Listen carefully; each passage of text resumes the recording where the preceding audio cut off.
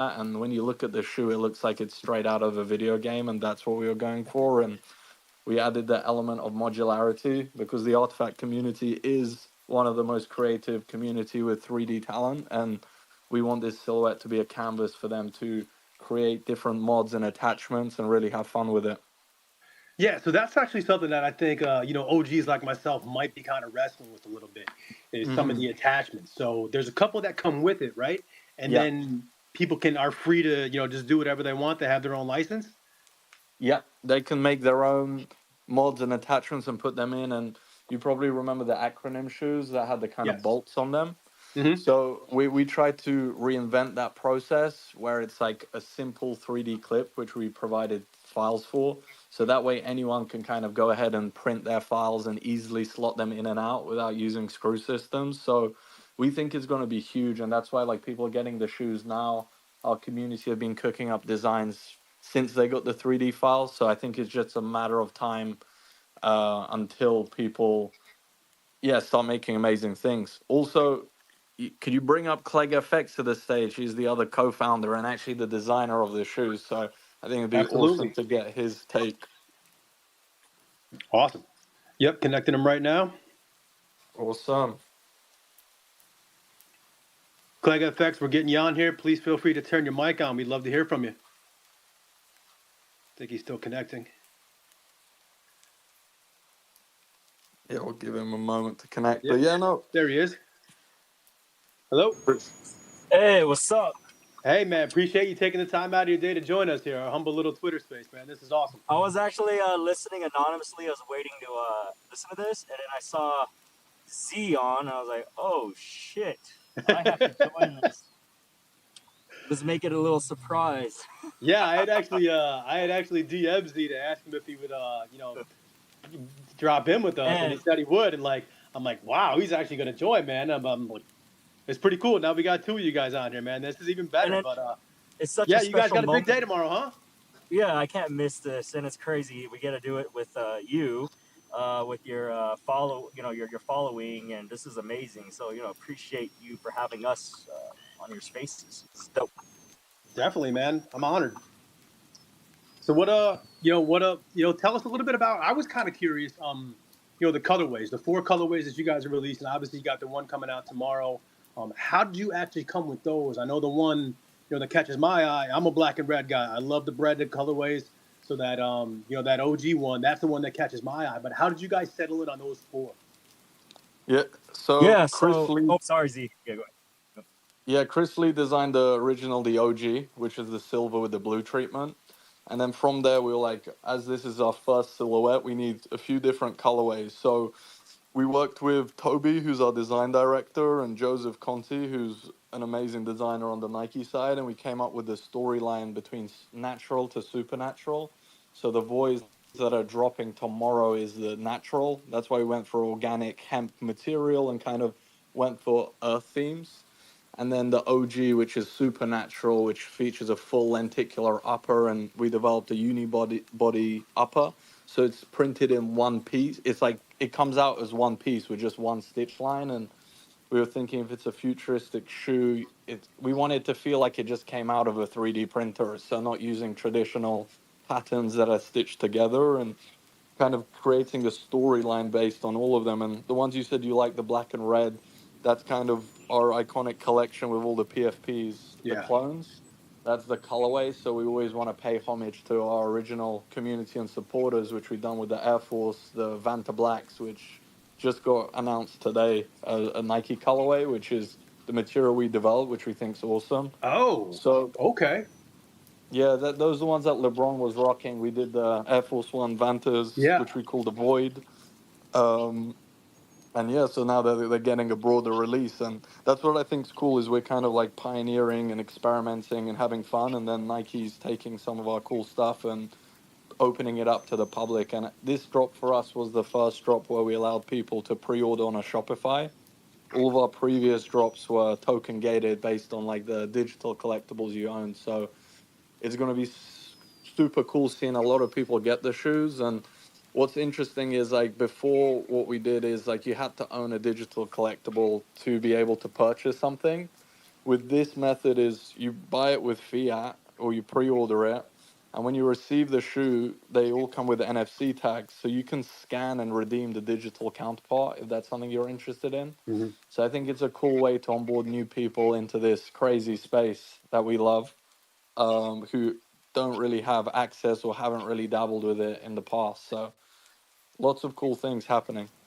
Yeah. So, I want to add something though please. too. So, you go by Uncle Chrissy, or I Yeah. just want to make sure I refer to your Yeah. name Uncle correctly. Yeah. Chrissy, Okay. Uncle Chrissy, So whatever, man. It's all good.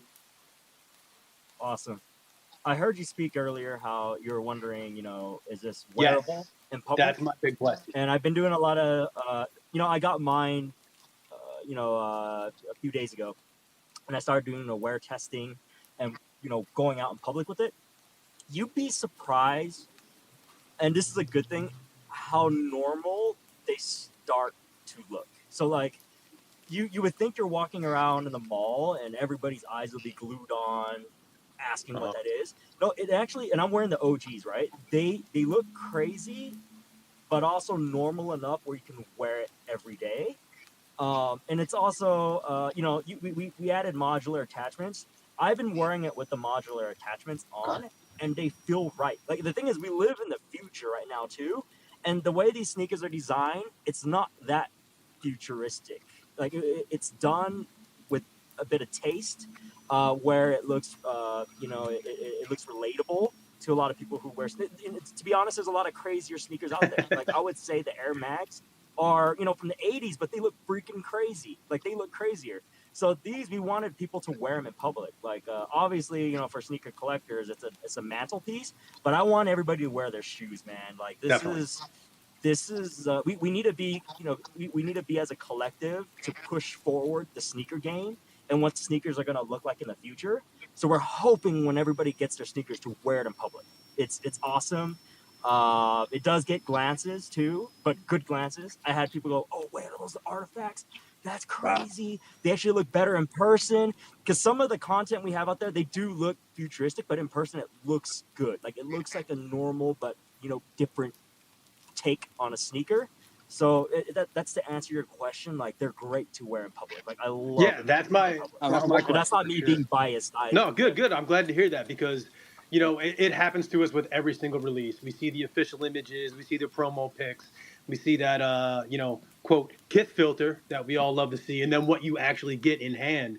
A lot of times it's like, it's almost like night and day with some shoes. And that's my question because, is this shoe like actually something that can be wearable on a day to day? Because for me, anyway, I don't go in for sneakers that I don't think I'm going to wear at least a couple times a month. If I think a shoe's just something cool, but I don't know if I can pull it off, or if it's kind of like a statement piece that maybe you pull out of the closet once a year, I will probably end up passing on that shoe. And that's my big question: is this going to be a sneaker of the future? Because to be honest, like I want to be honest with you guys, like I absolutely see the vision. I see that this could be the next generation of the sneaker world. But here we are in 2024, and everybody's wearing Dunks and Jordans and Sambas and Gazelles that were created in the 70s, 80s, and 90s. So here we are almost 40 years later, still wearing these old school shoes. So that's my question that I want to hear from some OGs on here, some sneakerheads to see like, are we bridging the gap right now? Is this the kind of thing that we're going to look back on 10, 15 years from now and be like, yo, I was there, man. I was absolutely there when this happened. And that's my big question right now. Yeah, I've got a pretty interesting take on that. Like, just to jump in on the previous point, like the way they were developed with like the Nike team, we made sure they're super Okay. comfortable. Anyone who has them in hand can attest to them. The crazy thing is they look like they'd be super heavy, but they're very light because we use specific foam and it has the air unit in it. So just on the like that side, and I've been a sneakerhead for over I think 12 years, and like you said, it's a lot of retros of the same thing. Sneakers have been a hard industry for creatives to break into just because it takes a lot of finances to develop tooling to make sneakers, and that's why a lot of the sneakers look the same. And what's great about this pair is it's super polarizing. Like I've Mm. seen people be like completely shocked about it, other people saying they look like Fortnite shoes, but from from the reception on TikTok specifically, these shoes are going viral. We've had over like 60 million different views on user generated content, and I think that younger audience are really liking this style. And I think for us, it's creating a talking point for sneakerheads in terms of it's so wild, but it's still familiar because it resembles a dunk, which I think for us is where we see the future going, where designs that are a bit more over the top and crazy and polarizing. So I think on our side, we've achieved our goal of creating something that gets people talking about where the future can be. Yeah, and think about this to add on to that. Previous generation sneaker collectors, sneakerheads, say like I was born in 1988, right? So I'm a 90s baby. Video games were just invented. So like gaming wasn't mainstream yet. Like Nike, all the other brands, they made sports like sneakers for basketball, for sports enthusiasts, for athletes. No one tried to come in and create the sneaker for the new generation. The new generation of gamers, internet culture, we only had Jordans, Air Forces, and everything to live off of, to embrace, to express. No one tried to really come in as a gamer, because I'm a gamer. We're all like Zaptio, Benoit, the co-founders, were hardcore gamers with that in mind to create the sneaker for that future. That's why it's going viral on TikTok. A lot of the kids that are loving it, they're gamers. They're playing Fortnite. They actually call the Voids like the Prowler shoes. So that's why it had to take someone to take the leap of faith to break the rules, break the boundaries, because this is where we're heading. It's obvious that we're heading in this direction. Like things have to evolve. Fashion has to evolve, and this is why we're really proud of it. We knew the initial reception would be very split, but we wanted to take that risk. And I feel like the risk is now paying off, because now when people are receiving the shoes in hand, they're like, okay, this is crazy. It is futuristic, but it looks wearable. This potentially could be it. Like, this is the next wave. This is a new generation. I wouldn't be surprised if everybody started hopping in and copying and taking this future forward, which I would love. Like, I want to see sneakers evolve in this direction. Yeah, that's great to see. Like, there's not been a whole lot of needle moving. Sorry, what was that? Yeah, go ahead. Sorry, go ahead. I was just gonna say there hasn't been a whole lot of moving the needle as far as sneakers in the course of the past 20 years, as far as like silhouettes or evolving things a little bit forward. Yeah, Kanye did some really cool stuff. Some other brands did some other cool things that haven't, weren't the staples that we've been used to for all us, that grew up in the 90s. But, that's a good point that you guys make about using a dunk, a familiar silhouette within obviously futuristic look to it. So you have that kind of, that mental trigger like, oh, this is a dunk. I know what a dunk is, but it's definitely, a dunk 2.0, so to speak. So I gotta ask, like you guys did the AF one, which a beautiful collection. That one that LeBron wore, that red colorway, the clone, gorgeous looking shoe. And now you got the Vanta coming out, as we saw today. So you did the AF one, you did the dunk, or you're doing the dunk tomorrow. So what's next up? Like, is there something like, is there an Air Max coming up down the line? Is this going to be a kind of thing where you guys with Nike do maybe a couple different silos a year, one a year? Like, is this a one-off? Like, what are we looking at here? Yeah, we've got a lot of things cooking. Let's put it that way. But for us, we do what we plan to do, and then we move on to the next thing in terms of like every release we've ever done as Artifact, we've pushed the needle in a direction it hasn't been pushed before. And so this dunk kind of, I think, when people get in, we'll see what the reaction is, which already I think is super positive. We have something that haven't even been done before or attempted before. So yeah, I can't say too much, but we're always trying to push the boundaries. And I think what you said as well, sneakers haven't changed in a very long time because it's risky to do things like we're doing. Like we got a lot of hate from some traditional sneaker purists on the silhouette being too like kid shoe, for example. And that's why I think people don't experiment as much, is they're afraid of kind of feedback. But with us, we've gamified every drop we've done in different ways to experiment to see what sticks with our community. And we take all feedback seriously. Like we see what people are writing and we incorporate it into our next releases. So, but just to say on that side, we have a lot of things cooking and we're excited to see all of these shoes ship, people's responses to them, and then do something new again. But yeah, I'm actually curious. I wanted to ask you a question, like from being like traditional sneakerhead, like your first reaction, one, to seeing the shoes, and then secondly, like, I don't know if you know the mechanic too well, but like the quantities that we've released, I'm curious to see kind of like what your take on that is. Yeah, so when I first saw the shoes, I was intrigued. I was absolutely intrigued because I was doing some work with Yu Ming over at Sneaker News on a Web3 project. So I had been introduced to Web3, and I was, I guess you call it onboarding, and I was starting to get the feel for it. I was understanding the game a little bit, and I was starting to see how it could come into play in the future. And then I started to catch on with you guys a little bit. I started to see a little bit more. Then obviously the Nike news came, and then I started seeing your shoes. I saw the Crypto Kicks. I saw the AF ones, and I got to be honest, the AF ones really caught my eye a little bit more than these Dunks even did. But once I saw the Dunks, like it was intrigue. Like it wasn't like, I'm gonna be honest, like it wasn't like, yeah, I gotta have these right away. It was like, wow.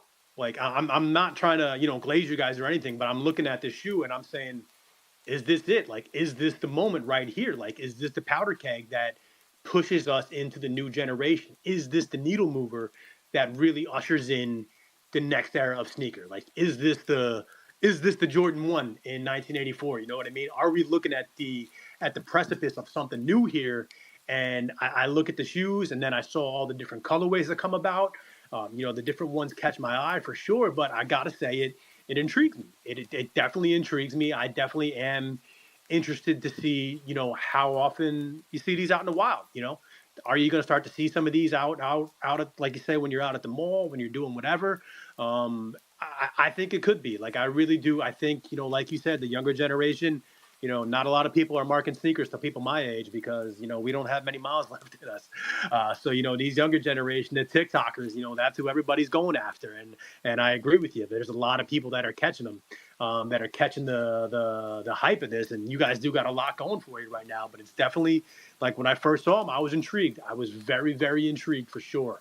As far as the stock numbers go, I would say you're about, I'd say, a little bit on the low end of what we see from a hype collab.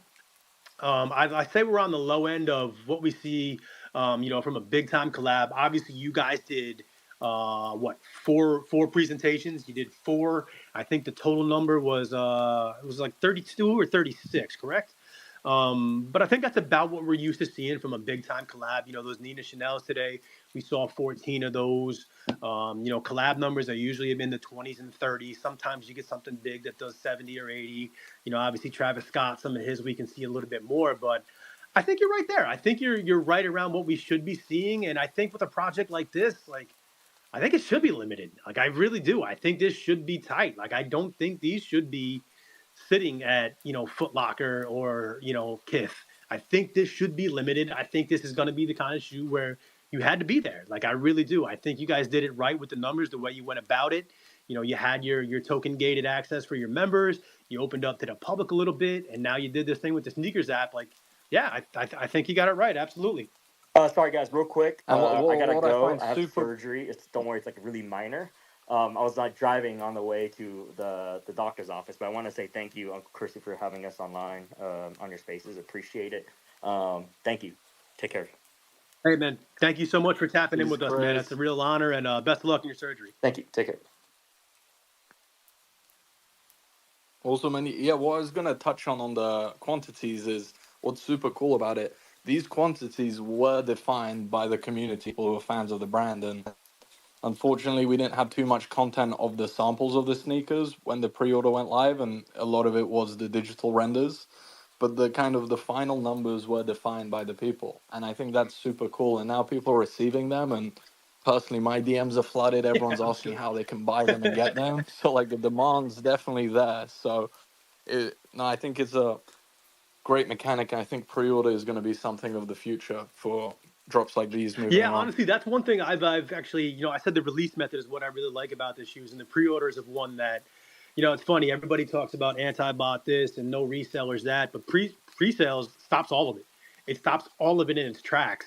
But then you tell people it's going to be 6 months, 9 months to get their shoes, and people balk at it. Kith opened it up on a pair last year. A lot of people balked at it. You guys are doing it now, and if Nike were to do that with like a Jordan 1, like you said, there's no waste on it, but it's weird because it's the one thing that will stop reselling and botters in its tracks.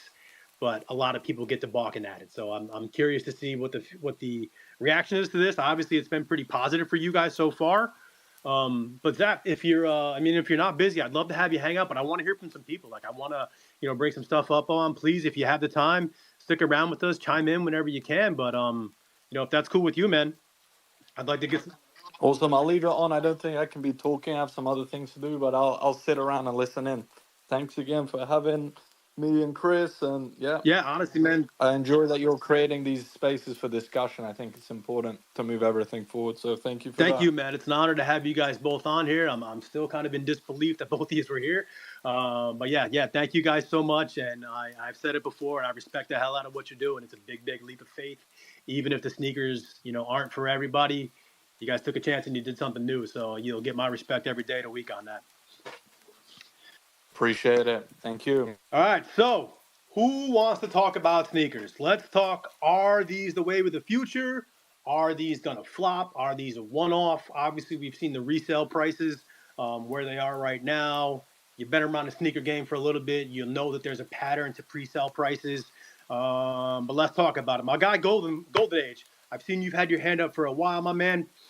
I want to get to you and hear what you got to say because I know that you've been dabbling in both worlds a little bit yourself. So I'm going to bring you up here and talk to me, Goose, man. What do you think? Like, what do we got going on here? What is up? What's up, my guy? You all right? I'm doing. Am I rugging? Yeah, you're rocking. You're live, man. All right, I'm making sure you can hear me. Nah, man. I'm loving the discussion. I love how y'all touch points on the 3-tier drop, token gated, public, and then also worldwide mainstream with the sneakers app. I love how you juice that up as well. I think that's the way of the future. I think that just with our sneaker community, being a sneakerhead myself, you being that as well. Like we hate to get botted at that release date, and even if we're the ones botting, it's just one of those things feeling like man, this is maybe this should be a different way of doing it. So I love the way that this was done with the community, and then also just some of the colorways that we got right now, and then also people that don't know they forged yet, even the people that buy from Sneakers app, with them being able to claim an NFT and get into this Web3 mix, with the shoe, whether they wear them with the mods on, mods off, everybody got their style. Do and I think that's the cool thing about this shoe. When you see it, you'll be able to kind of rock it and see it how you fit, and however it fits your fit. Do I want to wear the back mod on, tongue mod off? Do I want to wear all the mods off? Do I want to get somebody to 3D print me a mod and throw maybe my own branding on the front of it? So now I'm stepping in some shoes, but then also, rocking my brand as well. You see what I'm saying? So I think it's one of those CrossFit type of things to where you can kind of make it all about you, but then also just be in style as well. So that's just what I'm seeing right now. But let me know your take, man. What do you think? What do you think is the biggest, I guess, fault of the shoe? Like you at first you were saying something about clunky, but now that you've kind of heard from the founders that it's like more of like a lighter shoe than what it looks. What do you think now? Yeah, that's what I've heard a lot of that. I've heard the founders obviously say that, and I heard a lot of people on the timeline say that today as well. I'm a believe it when I see it kind of guy. So pray for me on the sneakers app tomorrow. I'll be able to get a pair and see for myself. That's definitely my number one concern is the fit, of the shoe. Obviously, it's materials and construction that we are not used to seeing on a sneaker, and I'm very, very curious to see how they actually feel on foot. So did you forge? Like, did you pre-order? Do you have a pair on the way already? Man, Chrissy, you know me. You know this. You know what time it is. All the I know. colors coming my way. You know what I'm saying? So I'll be able to give you, I know, some man. I just feedback had to serve it up for you. So all the colors coming the way. I think we're getting the OGs and voids first, and then I think the ghost in the that bread, that CloneX colorway that you like, that black and red one's coming around like July, August type of thing. So definitely all the colorways are coming. Multiple pairs in each one, but we're just kind of seeing when I get them, I am going to daily rock them just to get that, just to see, stress test it almost. You see what I'm Okay. saying? Yeah, I'd like to see how these hold up. Typical sneakers, you get maybe 300-400 miles, maybe 500 miles on them. So I'd like to see how these new materials actually do hold up to a daily beating for sure. Now I do have the forces. And I can say I've been sporting the shit out these Genesis Air Force. That's that black Vanta black with the red. Yep. And they've been holding up. I put the force fields in mind, of course, because forces, these shits crease like no other. But They at the crease when same the wind time, blows. yeah, oh, man, bro. So I've been rocking them like that, and I can honestly say I'm probably 100 wears in on these. Well, nah, I'm capping. I may be like 70 wears in, just stress testing them, and they've held up even with this new material. I still got to find out the best way of cleaning them. More so, I think I just wiped them with a rag, but at the same time, maybe there's a different way of cleaning them. I know Zap might know it, but no, that's the only thing with mine that I gotta kind of figure out with the new materials. No, that's a good point. New materials, how to keep them clean. Yeah, might have created a new market sector to try to get some new materials up there, new cleaning products for everybody. Now you give me a business idea. All right, I appreciate it, brother. Well, Golden Age, I appreciate you tuning in with us, man. I appreciate you coming up, brother. I do. And let me see some pics when you get them on there, man. I'd love to see them on foot and stuff like that. For sure, bro. All right, Dutchie, I see you've had your hand up for a little bit now. Appreciate you coming up here. I mean, I'm talking about like before the web shit where you had to like go to a skate shop and wait outside and all that kind of stuff, right? So Okay, cool. that's one of the things that really attracted me. I mean, before you had to go a certain zip code to get a certain colorway, right? So Exactly. yeah. So I mean, for me, like I just wanted to kind of give you like a overall view of like how this kind of came about in terms of the project Artifact, right? Like, so just a quick like tiny history recap is like around 2018, Clegg and them were and Zap used to do custom sneakers, and 2018 you had Clegg who was doing 3D renders of like based off of gaming skins and stuff, and then making like concept sneakers on Instagram and TikTok.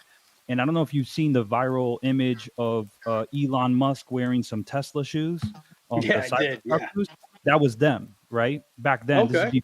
before NFTs or anything like that, right? And they also did a meme that was called Sus Trip or something like that, where it's like the Among Us characters rocking some Jordan 1s. That is like a viral meme, and that also came from the team, right? So they pushed a lot of augmented reality stuff on TikTok, so a lot of visualizations of like the future. So you'll find like sneakers with like Pokemon themed and like like crazy like futuristic 3D renders, and this is all pre NFTs. So then they teamed up with, they did some digital visualizations. They worked with some of the big gaming companies like the computers NZXT. They did some challenges with 3D creators that they could like they gave the 3D models and people could design their own sneakers. They that kind of stuff. And then they teamed up with Jeff Stable initially to launch something called Meta Pigeon. Okay, and those Meta Pigeons evolved into a sneaker, which then gave you a pass to get this Takashi Murakami picture that you see on all of us having our own unique profile photo, right? But that acted as a pass to be able to get it, and it was like $1 to mint, and then they mooned all the way up to like a couple grand and all that kind of stuff. So these Murakami PFPs, just to show you kind of how all this ties into the ecosystem. If you own a clone, it's like a sneakers pass that you don't got to fight any bots for any of the sneakers that they've ever dropped, right? So that's an important take, right? Because we've all been through the botting and all that stuff. So there's a couple main points that they're solving and have patents for, which is important to mention as well, right? So we know that the multi-billion-dollar black market issue, like I've copped accidentally fake sneakers that had a fake receipt in it, right? You know about this, where they tape it inside of the box. It's a fabricated Foot Locker receipt. Like it's gotten to that level, right? And it's tough, man. It's so good nowadays.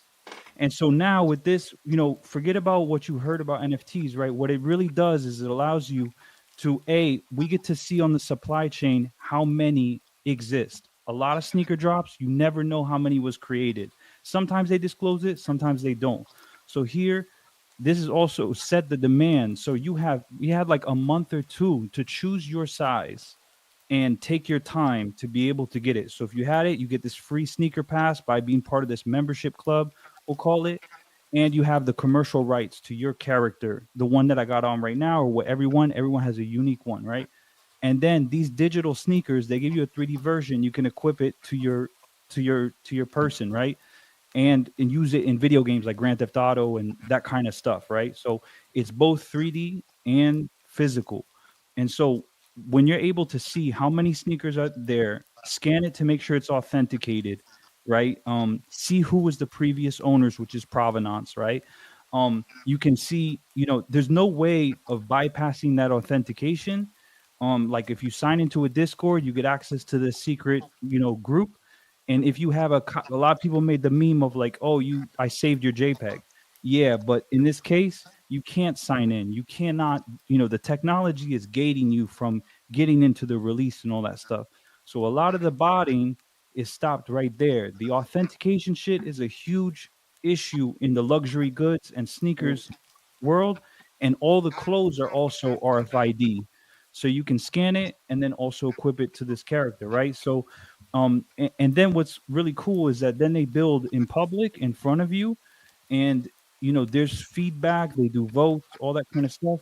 And then they do super limited pairs like the artifact Air Force Ones. I'm not sure if you've seen that, but that's only a supply of 40.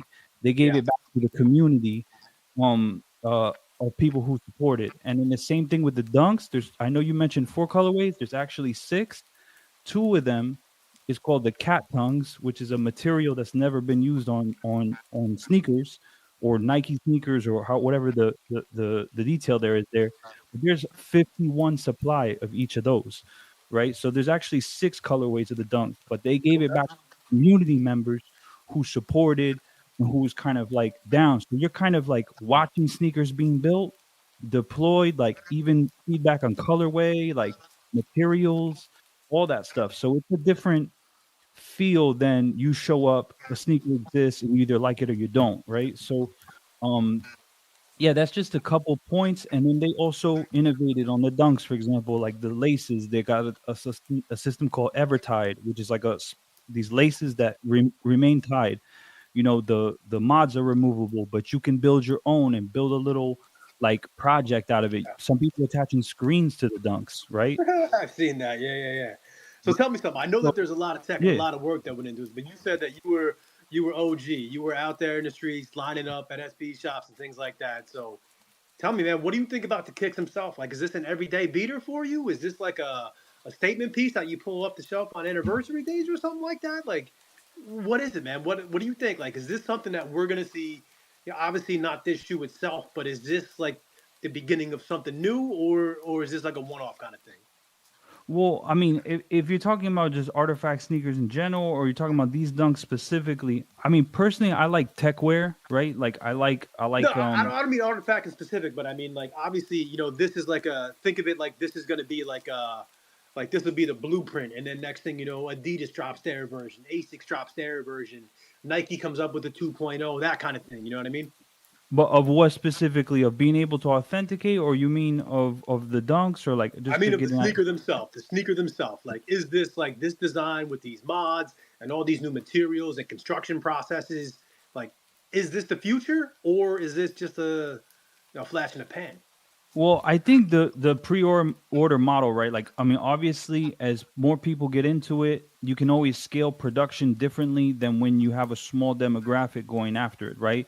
So if people get in the mode, then they can kind of create sneakers faster. Obviously, we know with 3D printing and et cetera, the materials, before you know it, you'll be able to make these shoes, right? And who knows, maybe you'll download the sneaker and print it at home, right? I mean, I'm talking a little bit farther out, right? But the point is, I think that scalability and sustainability is an important part, about where sneakers are going.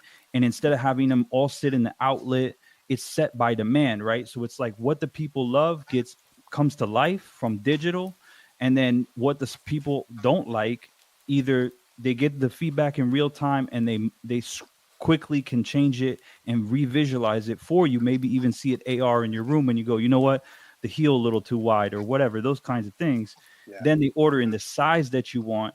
That type of scalability, I think, is very important. In terms of where we're going, because there's, man, since the pigeon dunks, they've been dropping a special edition, 10 times a week, right? So ultimately it makes more sense to have a vote and to be able to set the scale, the size of these things, having something special for you, being able to customize the sneaker in your direction, I think is dope. Involving people to be able to create, an entrepreneurial business, right? Because obviously, like the sneakers culture and any collectible culture is also about making paper, right? Let's Yeah, be for honest. sure. Right. So if you could be a part of that, get access to a limited sneaker. Now they see your rewards program basically. Oh, you copped the last 3 sneakers. So now we're going to gift you a pair of a limited to 50. Right. And we all know what that does in the sneaker world. Right. But Yeah, definitely. now that changes it, because it used to be just the influencers who would get those friends and family editions. Now you're talking about the people who are locked in. Those are the people. And the Yeah, that's people, cool, man. It's you definitely know, cool to see something, to see the way that this is going, the way they're getting them in the hands of the people. Dutchie, I appreciate you coming up and sharing a lot of insight with us. I appreciate you, really man. do, man. Appreciate it for sure. Thank you so much for tuning in with us. And right now, I want to bring on some folks to talk about some sneakers. I got my man JD on here, an old school sneakerhead just like myself. JD, what's good, my brother? Hey, what's going on, Chrissy? What's going on? What's up, everybody? Hello, So, JD, you there? I see you got your mic on. yeah, I'm here. Hello? Hello, hello. Yeah, hello. Can you hear me? All right, we'll leave JD on for a minute. If he comes back with us, we will. But if there's any sneakerheads out there that aren't really affiliated with Web3, I'd love to hear your take on this. I really, really would. I'd love to hear what you guys think, to see if this is some of the things that we could see in the future. I see a lot Hello? of familiar names out there in the crowd. Don't be shy. Put that Hello? hand up. Don't make me call you by name. I'll get you up here. But right now, I see somebody who knows a thing or two Hello? about designing sneakers. Johnny Kicks, let's get you up here. Hello? Johnny Kicks, what's going on, man? Yo, what up, fam? How are you? Doing good, brother. It's been a minute. Hope everything's going good with you. Everything's amazing. Yeah, definitely have to come up. I mean, shoes are iconic in a bunch of different ways. Obviously, just from knowing these guys and knowing the process of being able to actually make a shoe from scratch is, especially from molding the soles and creating, developing uppers and material sourcing and the whole process. Obviously, we had the digital collectible in our wallet multiple years ago. I think people were talking about October of last year when we ordered them, but this has been an ongoing 3.5, 4 year long process just to be able to create this shoe. So seeing it finally come into physical form, super, super excited to be able to get them in hopefully here soon. I think got one of the shipping notifications, but yeah, I mean, just from the way that they rolled it out to the limited nature of it to the way they allowed you to get multiple pairs. Obviously, being in sneakers for a really long time, it's been really hard for me to be able to just cop shoes at retail. Like, I'm not a computer programmer. I don't really work with bots too often. I know store owners and I know a lot of people in the industry, but normally I just go through the normal pipelines like everybody else, and to be able to get these shoes, like any limited shoe, is very much impossible, just because the computer programmers and the people that have these strong relationships with tier 0 store owners, they're really high on priority, right? And so they get a lot of the pairs. And even just knowing the industry, how a lot of the bigger people in charge are backdooring a lot of these shoes and Yeah. kind of releasing them to the industry slowly and gradually through their own warehouses and stuff like that. So being able to be a fan of a brand and a fan of an actual drop, and being able to just not only cop one pair but multiple pairs off of a single access point, I think that allows you to be able to actually wear them. Going back to the question that you had, it's like if they're a rock or a stock kind of thing. It's Yeah. normally if you're able to cop a really high grail, it's that's something super sought after, where you're either I'm just gonna really cherish this shoe, or I'm gonna hold on to it, wait to see the value of it over time, and then be able to sell it and never actually be able to enjoy and wear it. But being able to get some of these grails and be able to get 4, 5, 6 pairs off of a single colorway, and then going back to what Zaptio and the team is doing, which is really cool, which is almost rewarding those within the ecosystem, depending on their activity, like actually seeding them grails and or specific colorways that might not even be on the release spectrum for even more limited nature. There's a lot of different components of like this project that I actually love what they're doing as far as like just being able to have access points and actual guaranteed access into like really limited shoes.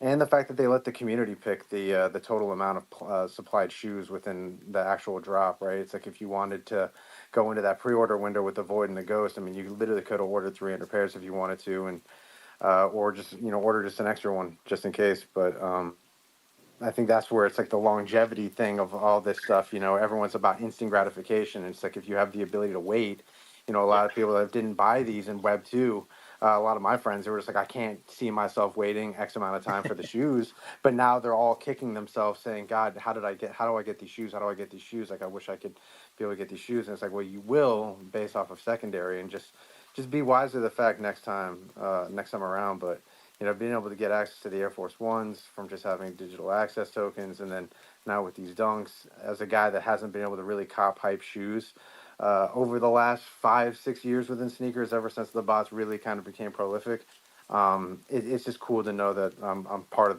the forefront of where I'm able to get just like multiple pairs of every single colorway that I want. Well, yeah, you may not be able to get very hype shoes, but you just go ahead and make your own. So. Well, I always told people the reason why I started creating customs in the first place is because I literally couldn't cop the shoes that I wanted. Yeah, I hear you. I ended up buying, retail base shoes from Nike, and then just reconstructing and remaking all the shoes that I wish I could get on a different silhouette. Yeah, one quick question for you, and then I'm going to get to my man Jack up here. You've had your hand up here for a minute. I definitely want to get to you. So, do you see like I said, I want to talk about the sneakers. So the sneakers themselves, the different materials, the construction process, the mods, all this. Do you see something like this catching on with other brands, or do you see this being like a regular occurrence for Nike and Artifact in the future? Like what's your take? I mean, you've always been on the kind of cutting edge of sneakers. Yeah, so I mean, Acronym did this a few years ago, and they opened like the designers lab and everything like that, and I think they still have the website up today where they use the Acronym Blazer, right? And they ended up having independent 3D designers actually designing mods to be able to take on and off with screwdrivers. I actually have the pair sitting in the corner right here, and just do incentivizing. And then I think 3D printing is just going to continue to blow up over time. Obviously, with digital animation and AI and all these other things to be able to prompt. Yeah, I definitely think it's a possibility. Now, how far the rabbit hole it goes, I don't know. But again, when Clegg is speaking about gaming aesthetics and all this stuff, and then again with the 3D printing, me being part of Zellerfeld and seeing my own 3D design come to actual life with 3D printed TPUs, and seeing all the different brands from Louis to Montclair that they're working with, to be able to create these crazy futuristic looking shoes. I think again, mixing traditional footwear with 3D printing, I think it's going to be a pretty big factor. Again, maybe not in the very short term, but over the long term, especially for customability and like fit and all this other stuff. Yeah, it makes a lot of sense. I always said that once the AR glasses start coming out, I think 3D printed add-ons on glasses and stuff like that'll be a huge add-on too. But I think in the future, 15, 20 years from now, I think we're going to be printing probably 80% of the stuff that we actually use. So. Right about that. It'll just be interesting to see how far it goes on footwear, because again, footwear can be very basic and can be very simple, and it doesn't need to get overcomplicated. But again, with the printing process and just seeing what I've been seeing within 3D printing, liquid resin printing, just footwear process in general, from traditional to 3D printing, it's getting pretty crazy. Some of the samples I'm seeing and what we're being able to work with. So, the future is going to be very bright. Awesome. Hey, man, I really appreciate you coming up. Love hearing your takes on stuff, and always about sneakers. I know you've been a big supporter of this project since Jump Street, but appreciate you, man. Appreciate you always, my guy. All right, JD, I think you're finally back with us now. Is your mic turned on, man? Yeah, it was on before. I'm not sure why it wasn't working. Can you hear me? Hello. All right, Jack up. Turn your mic on, brother. Jack up. You've had your hand up since we turned you in here. What's going on, man? How you doing, Jack? Yo, hey, Uncle. Things are good. I could hear JD, but I think he could hear you, but I don't think you can hear him. Yeah, I can't. It's weird. He told me he had his mic on, and I can hear everybody else, but not him. So, I just wanted to pass his message along to you to make sure that it's not a personal thing between you and him. No, of course not. No, he DM'd me over here. I know. Technology, man, it happens, man. It happens to me all the time. I actually started this space 10 minutes early on accident when I first launched it, so it's all good, bro. That's awesome. Yo, I just wanted to shout out, Zap, Golden, DUTCHEE and Johnny for kind of sharing, you know, Artifact and the community and this journey that all of us have been on for the past few years, kind of the background here. Kind of wanted to bring that forward, and then, you know, just kind of throw out there, like, these dunks, they are, you know, the physical embodiment of the new creative vision that Artifact inspired years ago. And they're kind of bringing that forward with the ability for independent creators to now 3D print mods on official silhouettes. So, like, this is the future that a lot of us envisioned. And, you know, it starts here, it starts organically, but the vertical to explore in this space, there is no ceiling. And if there is, man, we're going to shatter that thing and redefine the sky. I agree with you, man. This is definitely something new, and you're absolutely right. The sky is the limit on this. I think we're definitely at a precipice of technology across the board in more than just sneakers, and this really could bring about something new. And I'm really excited to get a couple years down the road, 10 years down the road, and look back and say, like, all right, was this the moment? You know, it was tomorrow at 10 a.m. Eastern time. Was that the moment when, you know, sneakers, a new era was ushered in? But, you know, tomorrow is a monumental moment, but the moment was the day that, you know, the forging opened, and maybe Correct. even earlier, you know, when the monolith first opened. Like, that was a community effort to open this mystery box. And then, you know, forging happened where we could pre-order in November.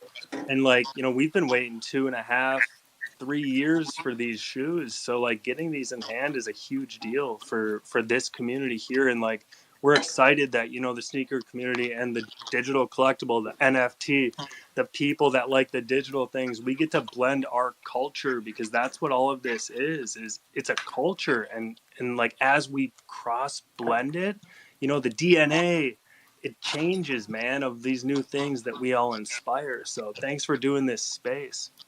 Yeah, absolutely, man. Thank you for tuning in and passing along the message. And you know, when I say that tomorrow is it could be the moment, like, I mean no disrespect to the people that been involved in this project for the past few years. I just mean to say that, you know, tomorrow at 10 a.m. is when worlds collide.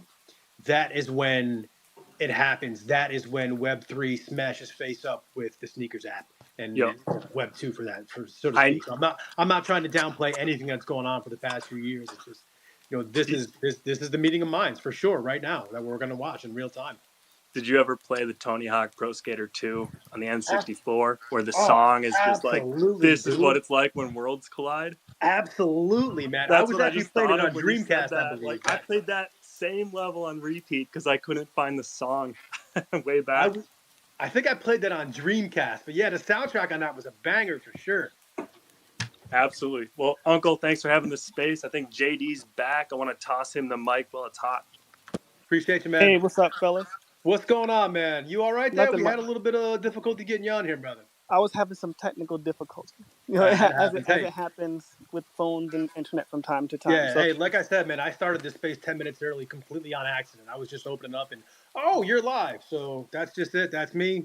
By the way, I'm Uncle Chrissy. If you haven't done so already, please drop me a follow and follow along for some front sneaker stuff. So, JD. Yep. You're a sneakerhead, man. What do you think about the shoes? Here's my take on it, right? So I've been a sneakerhead for a long time, and the NFT aspect is interesting. And I have to admit that I'm behind the curve, right? So everyone in this room probably knows a lot more about it than I do. But I'm interested in learning more, and I'm interested in seeing more. And so the way that this project is now unfolding is further piquing my interest, right? Because it's not just something that people are talking about. Like, it's something that is coming to fruition, right? It's actually rolling out, and we'll see the benefit of it.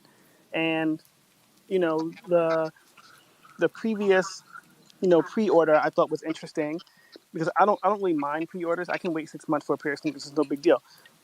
I was just wondering about, like, how it all would play out and how the NFT aspect comes into play. But hearing people talk about, like, access to different events and having, like, secure mechanisms, that's the kind of language that I love to hear when it comes to, like, security and things like that, so that you can, like, make sure people who want them get them and things of that nature. So I really kind of believe that it is a great opportunity based on how it all goes.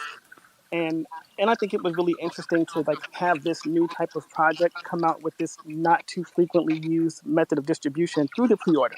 So it was like, although it's not really new, is kind of like a new project with a somewhat new mechanism or rarely used mechanism. And it looks like it's going off pretty well, to be honest with you. Yeah, I agree. I think that aspect of it is definitely they got it done right. But like, what do you think about the kicks? Like, what do you think about the actual sneakers, man? I think they look good. They look interesting. I like the fact that you can like, take those parts off and like do different things with it. And, they look pretty sleek. The materials look great. I like to see them on feet when people get them and like start posting some pics and things like that. But I think they look really promising, right? And it's a first step. So, Yeah. or I guess in this case, they had the other ones. Maybe we'll consider it a second step. But as they come out with more, we'll begin to see more. But, I think Nike pivoting into that space with NFTs and things like that was a wise move because you don't want to really fall behind in the marketplace, even though it didn't really have like a strong foothold on day one. As they work with it and develop it, and as things go toward the future, they can now define what it is and what it will be, rather from with everyone rather than from behind. So I think that that's a really fascinating aspect of that entire relationship and acquisition and now ongoing rollout. Yeah, I agree. Nike's always been a visionary company, to say the least. And it's cool to see something like this happen, man. And it is, So are you going for these tomorrow? I will. So I'm kind of on the fence, but when I'm on the fence about something, I tend to get it. Okay. Because I don't want to have the regret like 2 or 3 days later. Whenever that happens, I'll probably still end up getting it. I'll just end up paying a lot more than I should have for it. Yeah. So I'll try tomorrow, but it looks like it's going to be really slim odds, which I'm used to. So like, even trying means nothing these days, right? Trying is just like, you give it a go, but you're not really guaranteed anything. It's not like even like a 1 in 5 shot. It based on the numbers that I saw earlier, which I'm not sure if they're real or whatever, who knows, but it looks like it's, it's like lottery. Yeah, it's slim pickings tomorrow. I can vouch for this 100% that there's 1,000 pairs on the dot for Nike. There's 1,000 pairs loaded up for the sneakers act on the dot. Now, the only thing that may happen is, maybe some people's cards don't go through, things like that, and maybe they don't sell through all 1,000. But there is 1,000 pairs on the dot. I've never actually seen Nike have such a clean number. Even 1,000 pairs, that's that. But it's there. Like, that's all there is to it. I can say beyond a shadow of a doubt that number is 150% accurate. And let me say one more thing, right? Because earlier today I was chopping it up with Do It Big Chicago. I think he's here, right? And I kind of thought that the pre-order model might help it out. And, I don't know, like maybe I'm wrong, right? But I kind of feel like when people see this happening and then like they're full of regret when they don't have it, then people may want to use the pre-order method a bit more and say, something, rather than be full of regret 2 or 3 days later, hey, I'll put in my pre-order. No one will have them before me anyway. So let me just do that. And I think that will be pretty interesting to see how that falls out tomorrow and thereafter, just how people process that. Hey, just keep in mind, pre-orders means no returns. Appreciate you, JD, though. Thank you for coming up and giving us a little bit of a different perspective on this, man. I really appreciate you taking the time out of your day. No doubt. Anytime. Awesome. Thanks again, brother. Mm-hmm. All right, so right now I got another man coming up to the stage right now that is intimately familiar with this project himself. I'm sure everybody in here knows the great Dre Millie. What's going on, man? Y'all right? Dre Millie, we got you on, brother. Turn your mic on. Yo, what's good? I'm in the car, man. It was transferring over. What's good, man? Appreciate you coming in, dude. No doubt, man. I appreciate you having me. I was on here earlier, but then had to jump off into a meeting. Now I'm back. So what I miss? I mean, we kind of just been chopping it up. Zaptio and Cleg were on here telling us about the project a little bit, so that was pretty cool. And then we kind of just been trying to hear different people's takes on where this is going. I've been kind of trying to ask everybody the question that is this sneaker that's coming out tomorrow, is this the blueprint of the future? Are we going to see a similar sneaker from Adidas? Is ASICS going to jump in the ring and have something with these new materials and constructions and mods and all that kind of thing? Like, are we watching the future happen right in front of our face right now? Word. Okay, that's a good question. I would like to ask that same question to you. Did you put your option up there? Yeah. So honestly, I'm on the fence with it. I don't know which way it could go. And I'll tell you the reasoning for it. The reason that I am trying to ask this one is because I can't answer it myself, first of all. But the reason is I'm still wearing Jordans that were designed in the 80s. You know what I mean? The Gazelles and Sambas that are as hot as can be right now were designed in the 70s. Nike tried to do self-lacing technology with the Adapt program. Those Jordan 11s, you see anybody wearing those around nowadays? So I don't know if this sneaker world is ready for it. There's also, there's a bit of like the more things change, the more they stay the same. So the more things do evolve, here we are still wearing sneakers from the 80s. That's the part that catches me. Like, I love the design. I love the division. I am absolutely going to enter a whole bunch of accounts on the sneakers app, every phone, every iPad I can get to try to get myself a pair of these and see for myself. But I don't know. I'd like to see the pair in hand before I can say that. But honestly, I think we're due for a change. There hasn't been a lot changing in sneakers for the past 20 years. I think, what Kanye did was probably the newest thing that we've seen. And but what do you think, man? Like, is this the future? I know you had a hand in one of these, right? Oh yeah, did anybody speak about that or no? I don't want to come up here shilling myself, bro. If they didn't talk about it for me, we can just talk about something else. But yeah, no, in my opinion, you made some great points, right? A lot of people are still wearing shoes from the 80s and designed in the 80s. You brought up Jordan, you brought up Kanye. And the reason is because, in my opinion, because the storytelling that came along with owning those shoes, right? I'm a 80s baby myself, so getting a pair of Jordans to me was like, I want to be like Mike. You know what I mean? And then lacing them up made me feel like I could fly. It made me feel like I was that signature athlete that they had signed to the shoes, whether it was Penny Hardaway, Shaquille O'Neal, Bo Jackson, the list goes on and on and on. We are in a different era now.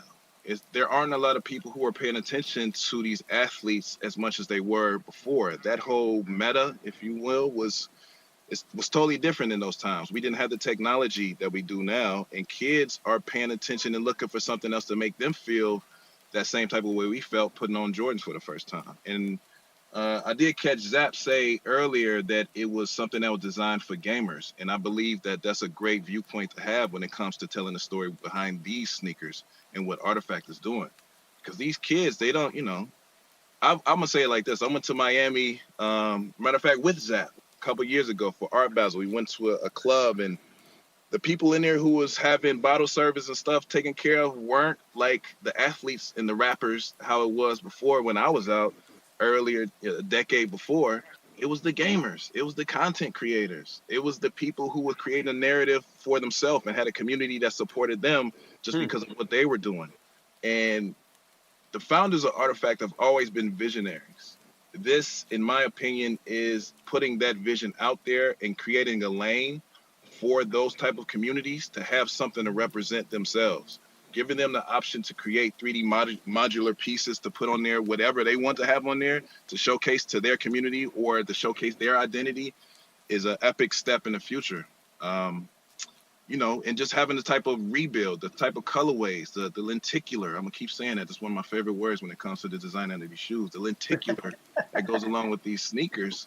It's just next level thinking. And also heard Zap say the Vanta Black. They created the black hole black color that was on the CloneX Air Force Ones, and we just now saw today that Nike is picking up and putting out their own Vanta Black Air Force Ones. And that's something that they've done whenever they see some great designing that's been presented before them. I said this on my own space on Sneaker Soapbox that Virgil, when he came out with the 10, we saw those open tongues. We saw those oversized Nike checks. We saw Virgil's designs come to life, and we saw Nike come out with blazers with oversized tongue, oversized swooshes. We saw them taking design hints from these greats. When Jerry came out with his Nike Air Fear God, we saw those design hits being put on Nike designs. And now, if it's like history is repeating itself again, we're seeing the greatness that they took from those great designers and added their own flair to it. We're seeing it happen in real time here again in the present moment. So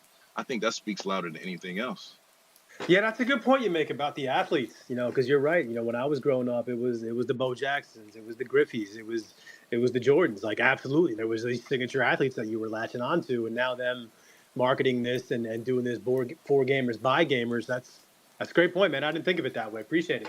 No, for sure, for sure. I appreciate you going out here and doing your thing. Like, I know you came into this whole situation looking at it from a whole different time, and you had to learn about it. And in the time that you've been here having these conversations and picking up this information, I can appreciate you speaking to your community and giving them the flip side of things so they can have it in an easily digestible way that they understand. And that's what's needed, man.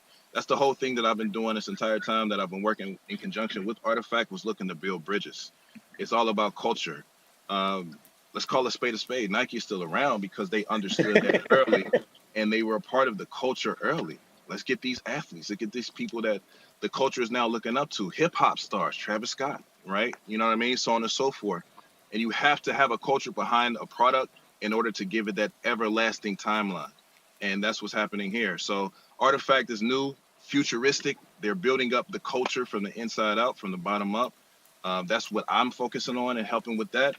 And that's what we're here doing. So yeah, to wrap it all up and land it here, I did have a good hand in assisting with the designing of the dunk colorway, specifically the dunk colorway. Yeah, man, don't be bashful. Talk about it, man. Let's go. I mean, you know what? It's still something that's hard for me to discuss because like I said before, I don't want to take away from the people who were in the war room of those design rooms, putting their blood, sweat, and tears into those designs. Mine was more so like, and I'll use this analogy. Mine was more so like being in the studio with Kanye and him saying, yo, I love this track, man, I love this beat, but it just saying, you know, what you think about this? And I'm saying, yo, take the 808s out before the second verse, drop the hi-hats, make a melodic bridge right here, you know what I mean? Throwing my creative ideas into that and being able to say, yo, this is how I foresee it. If you call it a ghost, it should have this, it should have translucent this, it should look like this, more of a white colorway, mix and match. And honestly, I was blessed enough to have the people open-minded enough to say, you know what, that's dope. Let me call Nike and see if we got those materials. And it turned out to be that way. So I'm just grateful to be here along the ride, man. These people that we've been here with every single day, the community that we built together, being through the trenches, going through the peaks and valleys of having this project go the way that it's go. It's just been a blessing from the beginning to end. So shout out to the people out there. Shout out to you, Zap. Shout out to the founders. Shout out to Clegg, Beb, all the homies down there, Kaz, Chicago, Golden, everybody else. Frank the Tank was good. I appreciate all of y'all. So, and again, I appreciate you, Chrissy. Thank you very much, man. Hey, man, thank you so much for taking the time out of your day. I know you got a lot going on, and appreciate hearing some introspective. I'm sorry, some insight from the inside. So I really do appreciate you, Dre, man. Thank you much. Like. Hey, so next up, I want to bring in somebody from the Artifact team as well. Cass will get you connected here, and I want to open up the floor if anybody else has anything to say. Cass, what's going on, man? Yo, chilling. I'm just enjoying the space, man. I appreciate you putting this together. It's definitely been a good one.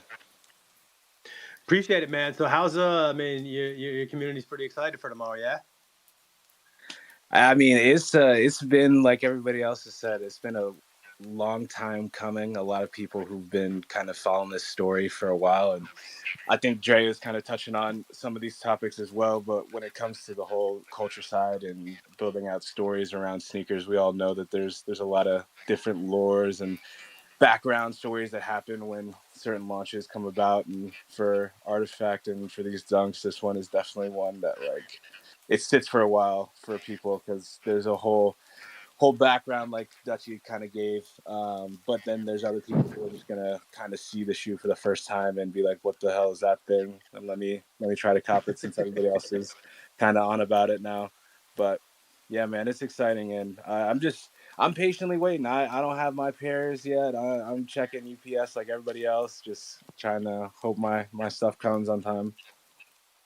Man, you didn't get the express delivery? I thought you would have been on the top of the list with that test shipment.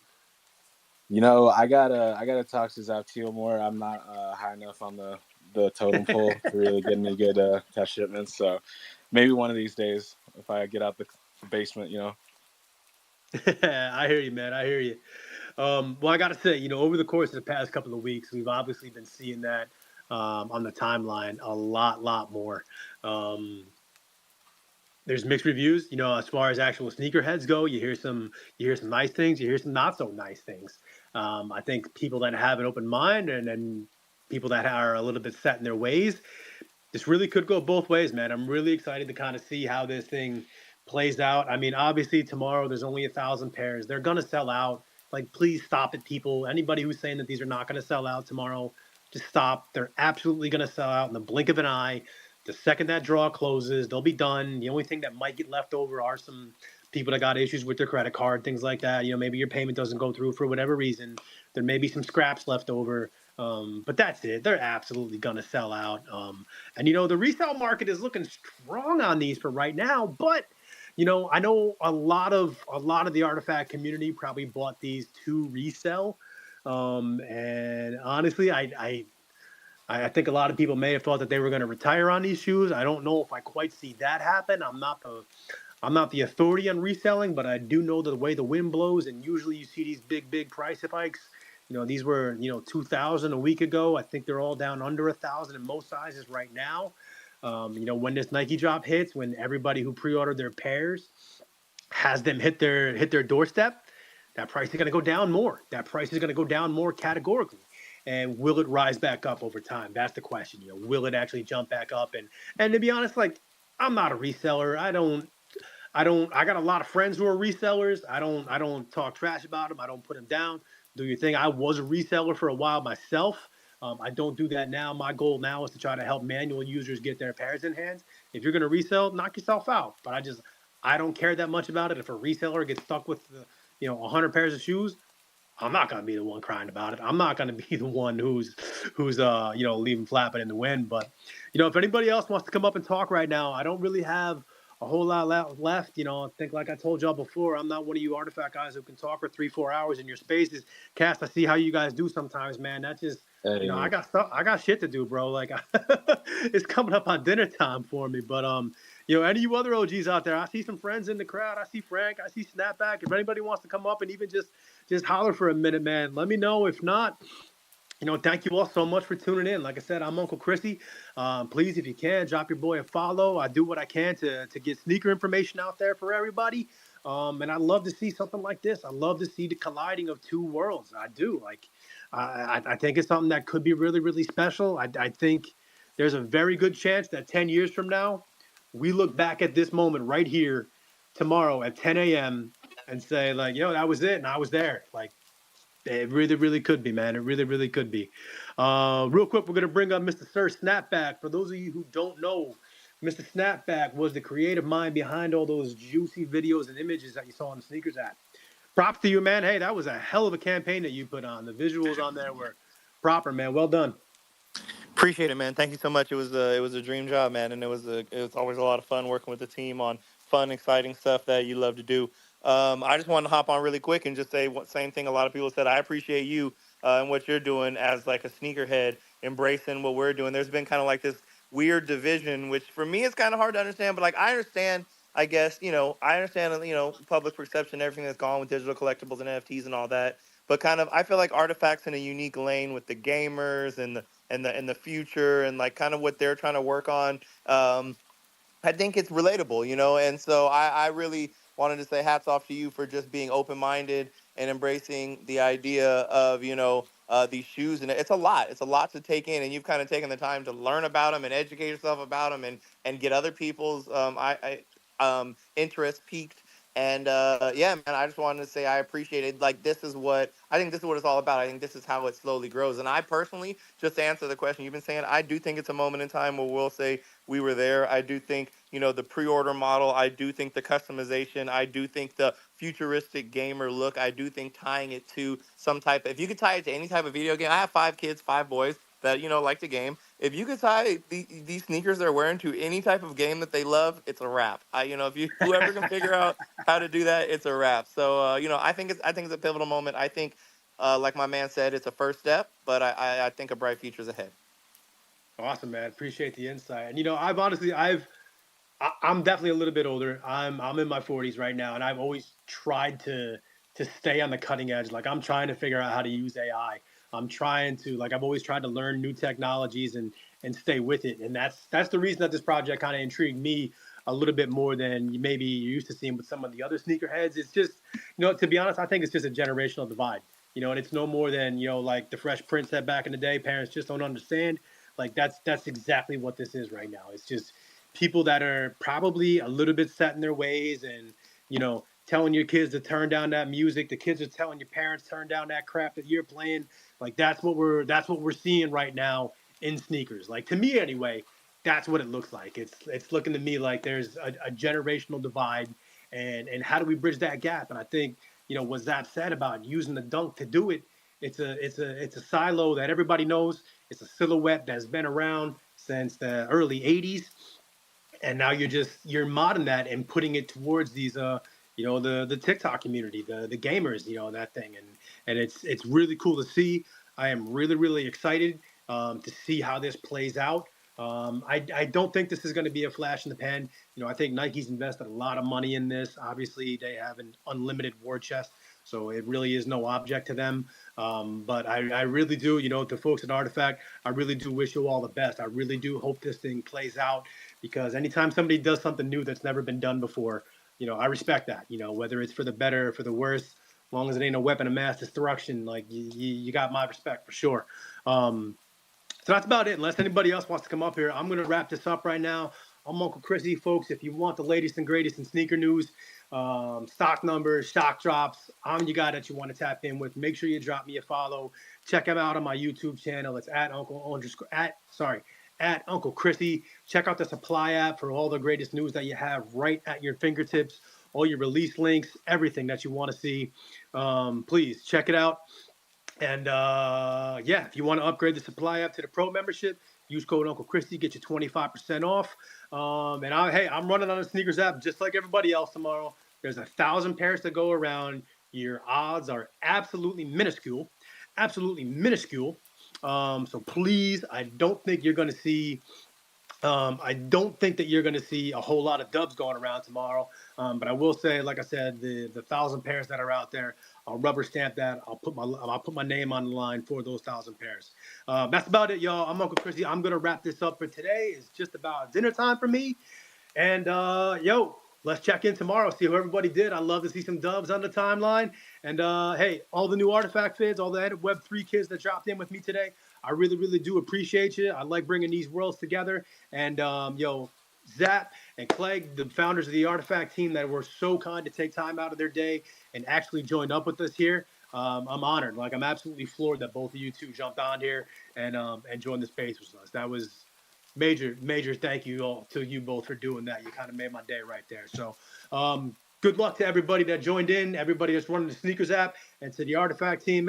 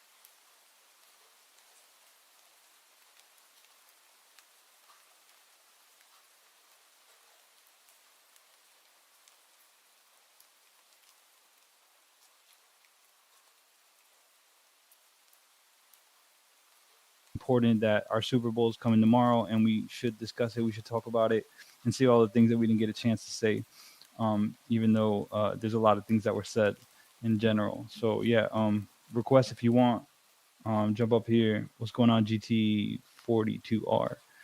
What's popping? What I got to do? I got to request y'all. Come on now, somebody jump up. Let's keep the vibes going, and let's talk about these dunks and all that's coming up here. What's up, delivery guy? We got the whole clone squad. What's going on?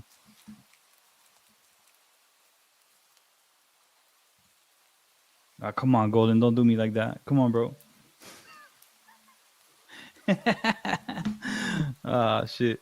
Well, anyways, yo, I think one of the things that I guess I'll just comment on what it is that I heard. You know, like I think that yo, what's up, Dre Mill? Yo, we just trying to keep the vibes going. You know, so if you want to feel like jump up here and say anything that you didn't feel like got expressed, you know, let's keep it going. What's up, Golden? I'm gonna approve you right there.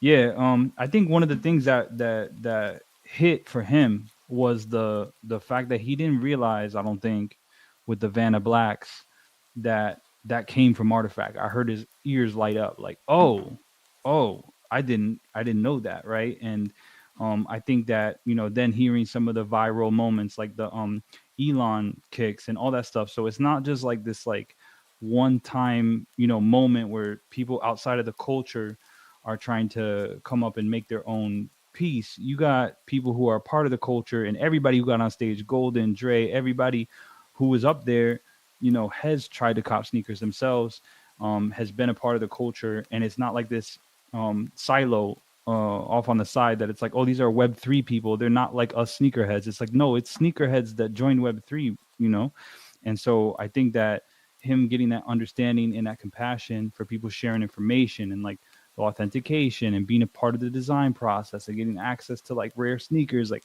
all that was very important for not only him but for other holders. And then to hear the other dude speak, JD, and for him to open his mind to say, okay, Dunks is not, this is not just like some, people automatically assume that it's NFT equals scam, but they don't even know why. They don't even know what point to, except for the fact that it's expensive because they heard of Bored Apes and that's about it.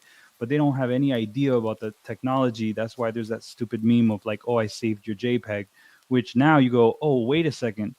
I could have had unlimited access to any sneaker in my size. Oh, damn. Like now I got to go fight these bots. And it's like, okay, which future do you prefer? Do you prefer the one where you fight all these bots and it goes to a bunch of flippers and doesn't even go to you? Or you be a part of this community, you watch this thing get designed side by side, you give your input, you get rewarded for being a part of it. You have commercial rights to be able part of the flipping. You could be the plug. Like, there's all these aspects that I don't think he's considered. And then realizing that Zap was a custom sneaker designer and that, Clegg was the visualizer. And now that they literally did that, they designed it digitally first. And then now you hear Zap talking about the material selection and the way that the unibody comes together. So it's like, you're not talking about people who are like not connected with the culture. You're talking about people who are coming into the culture trying to revolutionize the future, of the culture, right? So, I don't want to yap it too much because I got Dre and Golden and they were graceful enough to come up here. What's up, fam? What's up, Tevi? What up? What up? I think you laid it out right, DUTCHEE. I mean, what you just said was spot on, bro. Like, I think just him, hearing some of the creations that's been going on behind the scenes with the forces and with that Vanna Black, and even with Nike just turning around and flipping it and making it an all black, a new black forces for the streets. You know what I'm saying? I think that's something, just an eye opener to show that Artifact is leaving trails all through that Nike facility, as far as just on the creative side. So it was good for him to, hear that and get some of that knowledge because, and then even what Dre was saying, like, the new people that are the influencers for us in the 90s, the Deons and the MJs and Bows and all of that, it was the athletes, but now it is these influencers, these gamers, that's the new wave. And that's the people that's reeling in hundreds of thousands of viewers just on a single live, whereas, it would take you to sell out the arena at the games to get 100,000 viewers to watch these games and watch these people play sports. Now these people are doing it on live, and these gamers have that type of, viewage every day, every time they go live. So, Well, the I mean, streamers got more viewers than the media channels. They're yeah, filling stadiums, right, with esports and all that stuff. yup, yup, So and I think that was like a really great point to say that, I mean, I remember trying to cop the Bo Jacksons and like all that stuff. Like I know, right, the Griffeys and all that. But to be honest, none of those people are relevant to anyone young, right? Let's be honest. Half the people don't even know or never seen Jordan play, right? So like, facts. to design for their world, and we live in an internet culture, right? So, and this is obviously an evolution of that technology, whether it be the NFC, whether it be the AR try-on, which I felt bad that I couldn't even jump into that aspect, that was one of the things they did pre-NFTs. The other thing I wanted to say too is that you're literally at the ground floor of the Nike R&D lab. Basically, you're getting like the first 5,000 pairs of a new material. You're getting the first NFC, authenticated kicks. You're getting the first pre-order. It's like, if you love sneakers and you don't want to fight for them, but then on top of that, you want to be part of what's going to be made next. Like, that was really great points. And I feel like, with the patents and all that stuff, it's like, literally they're experimenting in front of us and you're giving feedback. You're co-creating what the culture will be like, and absolutely Nike will use these multi-billion-dollar valued patents that change the authentication space, and you see the different mechanisms. Oh, this one is mint, this one you need to burn. Then they realize, oh, well, if we if we use the burn mechanism, like every single drop has been different the way, and that's basically them collecting data on how to properly do a drop, right, through the NFT space, right? So some of them, oh, people didn't realize that in the metadata, this is already forged, or, oh, there's two collections, there's the unforged and the already forged, right? That's confusing. And like, so, you can't know until you try. And then of course you got the people in the space who will scream at them and let them know.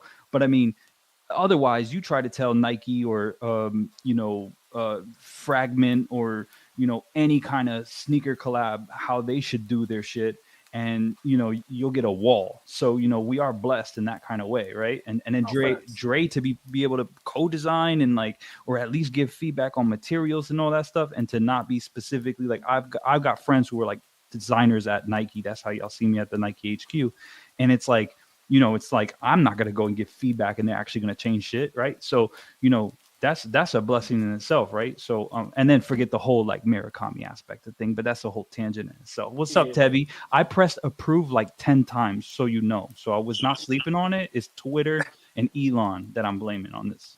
Yeah, that, and I'm going to blame a little bit of my own internet here. So it's not you. It's definitely a combination of Twitter and myself. So appreciate you, DUTCHEE. I just wanted to come up. It's almost dinner time, so I'll probably just switch back to listening here in a minute.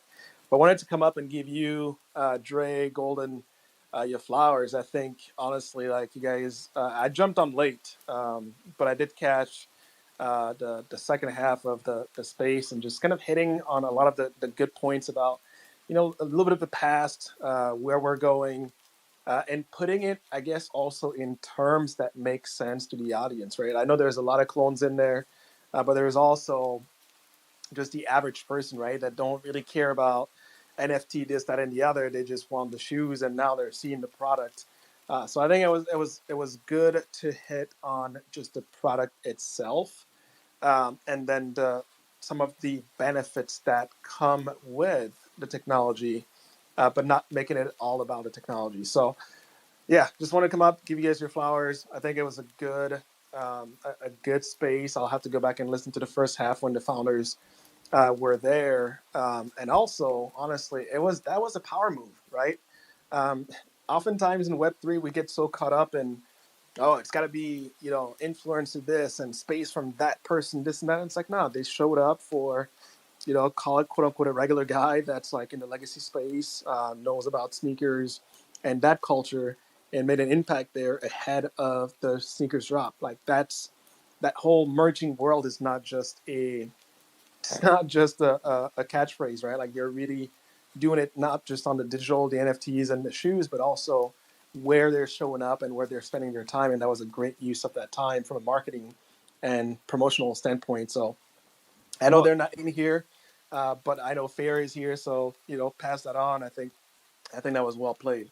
Absolutely. I think that's what onboarding looks like, right? It's like when you talk with your friends, your neighbor, your whichever, and you explain it in terms that people can understand. Like, anyone can talk in technical jargon, but the genius is in simplicity and of allowing to explain a complicated message in a streamlined kind of way where anyone can grasp it.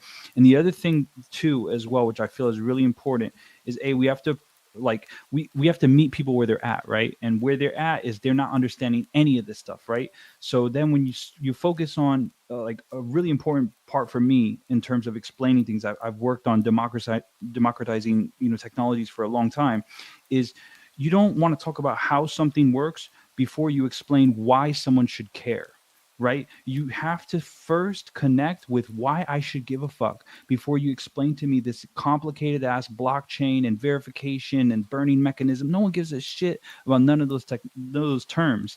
But when you say, I won't have to fight a bot, I can choose my size, I can be a part of the design process, I could be the plug, right? All that matters, right? And then, okay, how does it work? Oh, okay, I gotta go to MetaMask and click a button, or oh, all I gotta do is buy these sneakers with a credit card, and then now I get my free digital collectible, we'll call it, right? Because we don't want to say the NFT word, but now I'm in a Discord. Now I'm hanging with all these sneakerheads who are going to show me the Air Force Ones. I didn't know about the artifacts that was limited to 40. I didn't know about the cat tongues, right?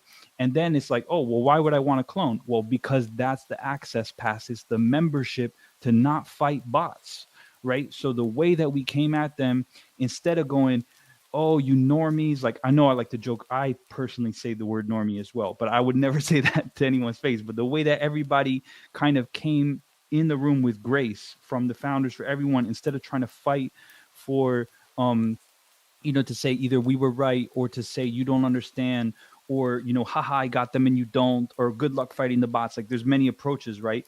But instead we came at it with, no, this is the reason why we're here, and we're not just crazy people trying to buy a JPEG, but this is the utility. This is why it'll matter in your everyday life. And then now the mind just open up. JD's like, oh, I didn't realize this. I don't know. I feel a bit behind the curve, right? So you don't need to tell them they're behind the curve, right? They're either going to feel, if you make them feel inferior, it's defense mode. If you say, hey, I invite you, let me simplify stuff. Hey, have you ever wanted this? I mean, I hate the bots, right? So, not saying that NFTs can't be botted, but they could lock a supply and say, this is the max, right? There's a lot of things, supply chain, being able to track things. Who was the previous owners? That matters too in art, right? Like, oh, this sneaker was held by, LeBron before. I could tell because the NFT was passed on, right? So there's a lot of stories that could be told. And Dre put it so elegantly. It's like, what are this story that's being told here? And I think people don't know the story. They see a chunky sneaker, they go, what is this NFT bullshit?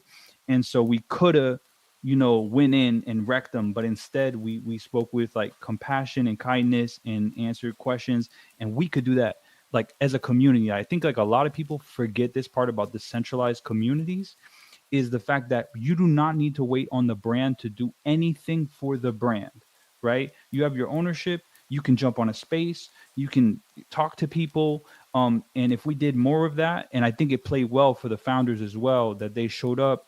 And that's the thing. People want to see you as regular people. They heard the story behind designing them, for them to become young kids and then working at Nike and then getting purchased. Like that's a dream for most people. So, then now they walk away from it and they understand the story behind the art. Like Jeff Koons has sold the most expensive art throughout all time. You look at it, it's a balloon dog. You go, what the hell? $40 million? That makes no sense. You listen to him explain it, and all of a sudden you're like, damn, I did not get all that, right? So I think that the most important thing you could do is connect with the human beings behind the art, and then people will consider what you have to say. But if it just looks mindless and meaningless, then it ain't going nowhere. Yo, Memory, what's good? Memory, shoot it out, bro. Shoot it out. Brace yourselves. I Man, feel it. Brace yourself. stepdad Chrissy did not give me the time of day, and I'm upset. But I even had like a bunch of really good points and was going to try to make a bridge like Dre told me to do. I was actually trying to follow his advice for once.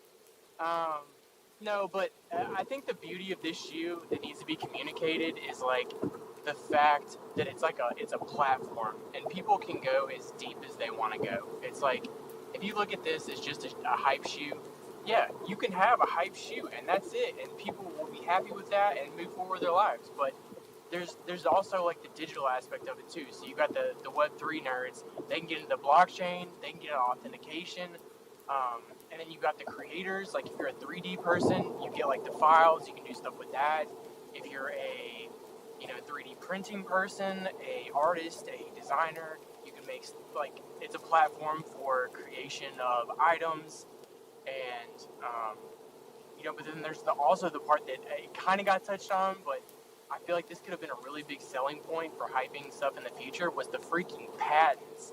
Like, if you really think about it, this is a platform for merging worlds, literally merging worlds, like digital and physical. Because like if you dive into the patents, it talks about all of these opportunities for activating your digital items via in real life events, or like if something specific happens at the event, So again, it's the thing I think we need to push for people is like you don't have to go all the way in. Like you can get whatever you want out of this shoe, and that's kind of the beauty of it. It's like you can tip your pinky toe into the baby pool, or like you can go deep sea fishing. I mean, it's whatever you want to do.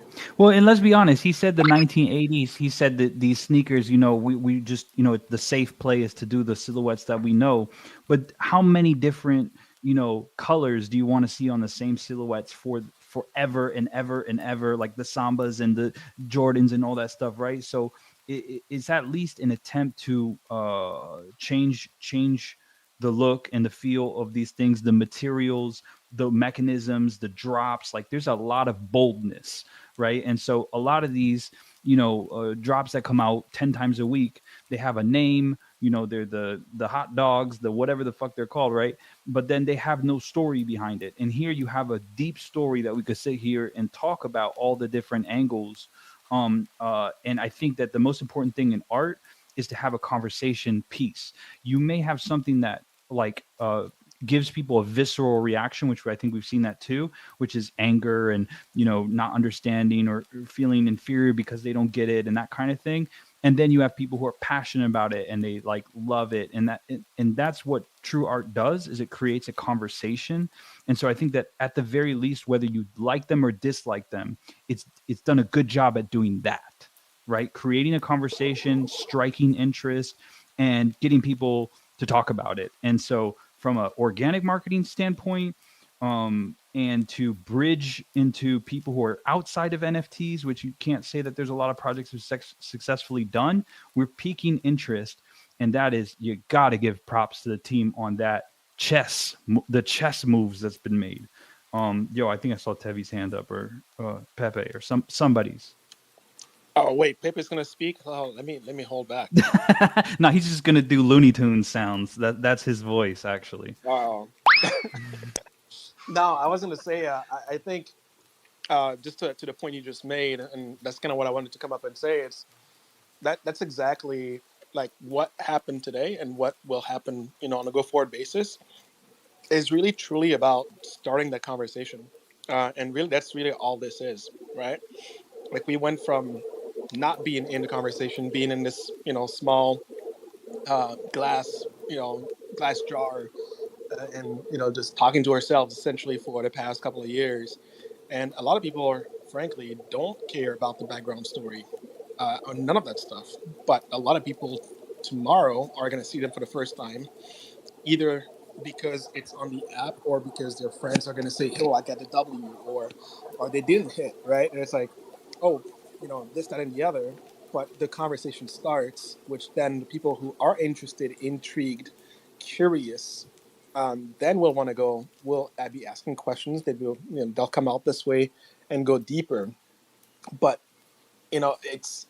I think it's again today. I felt was the right level where you don't want to overwhelm them with all of the cool, techie things that this can do, because quickly it becomes just like womp, womp, womp, womp, womp, womp, womp, womp, womp, womp, womp, womp, womp, right? Like when we're talking. So it's, I think, a lot of really solid points were made. Tomorrow will be really interesting to see how the drop goes, and looking for those like got 'em on the timeline, right? And this is actually, if you really stop and think, this is actually going to be the very first time that Artifact has an actual got 'em that's we didn't make and Photoshop, right? Like this is actually going to be from the sneakers app. and people that are not us posting about their W's. And can we take a moment to appreciate that when we were in the trenches of the bear, right? People were saying not only, of course, this I'm not even going to say his name, the guy who's saying that Nike's going to drop, but on top of that, people say, well, if Nike really cared, they would put the sneakers on sneakers app. So now tomorrow that is true, and then you say now what, right? So like all you see is an increase in support. You see, Complex Con, and it's just sometimes I'll tell you from working in a corporate environment, sometimes approvals take a long time. Sometimes there's schedules of Sorry to drop. interrupt you. Yeah, What are you doing?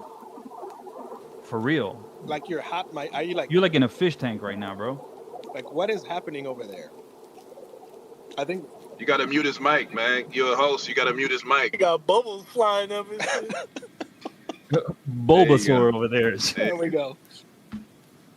Go ahead, DUTCHEE. I just had to make that happen. Oh yeah. No, I just want to say like how far we've come, and I think that like, I think it's important to recognize that. I think it's great that we've kind of reached a level of maturity where we can now kind of get past that chip on our shoulder, right? Where you go and you're like, oh, it's us versus you kind of thing. They're sneakerheads, and we're over here on this digital side. A lot of the things, the I would say the arguments that you saw early on was, haha, y'all buying a digital shoe. I've seen one of my favorites was on one of these traditional sneaker threads when people were saying, man, well, but if those Murakami Air Force Ones were real, people go crazy over those, right? And they were already forged, they were already out, right? So I think that it's kind of they'll never be on sneakers, they care more about dot swoosh or whatever, right? So like a lot of these narratives that were once designed, and then you go, oh well, what will they only extract from the community, right? And then you have like the egg giveaways and the DNA doesn't matter. Oh well, they're rewarding the thing through the incubation, right?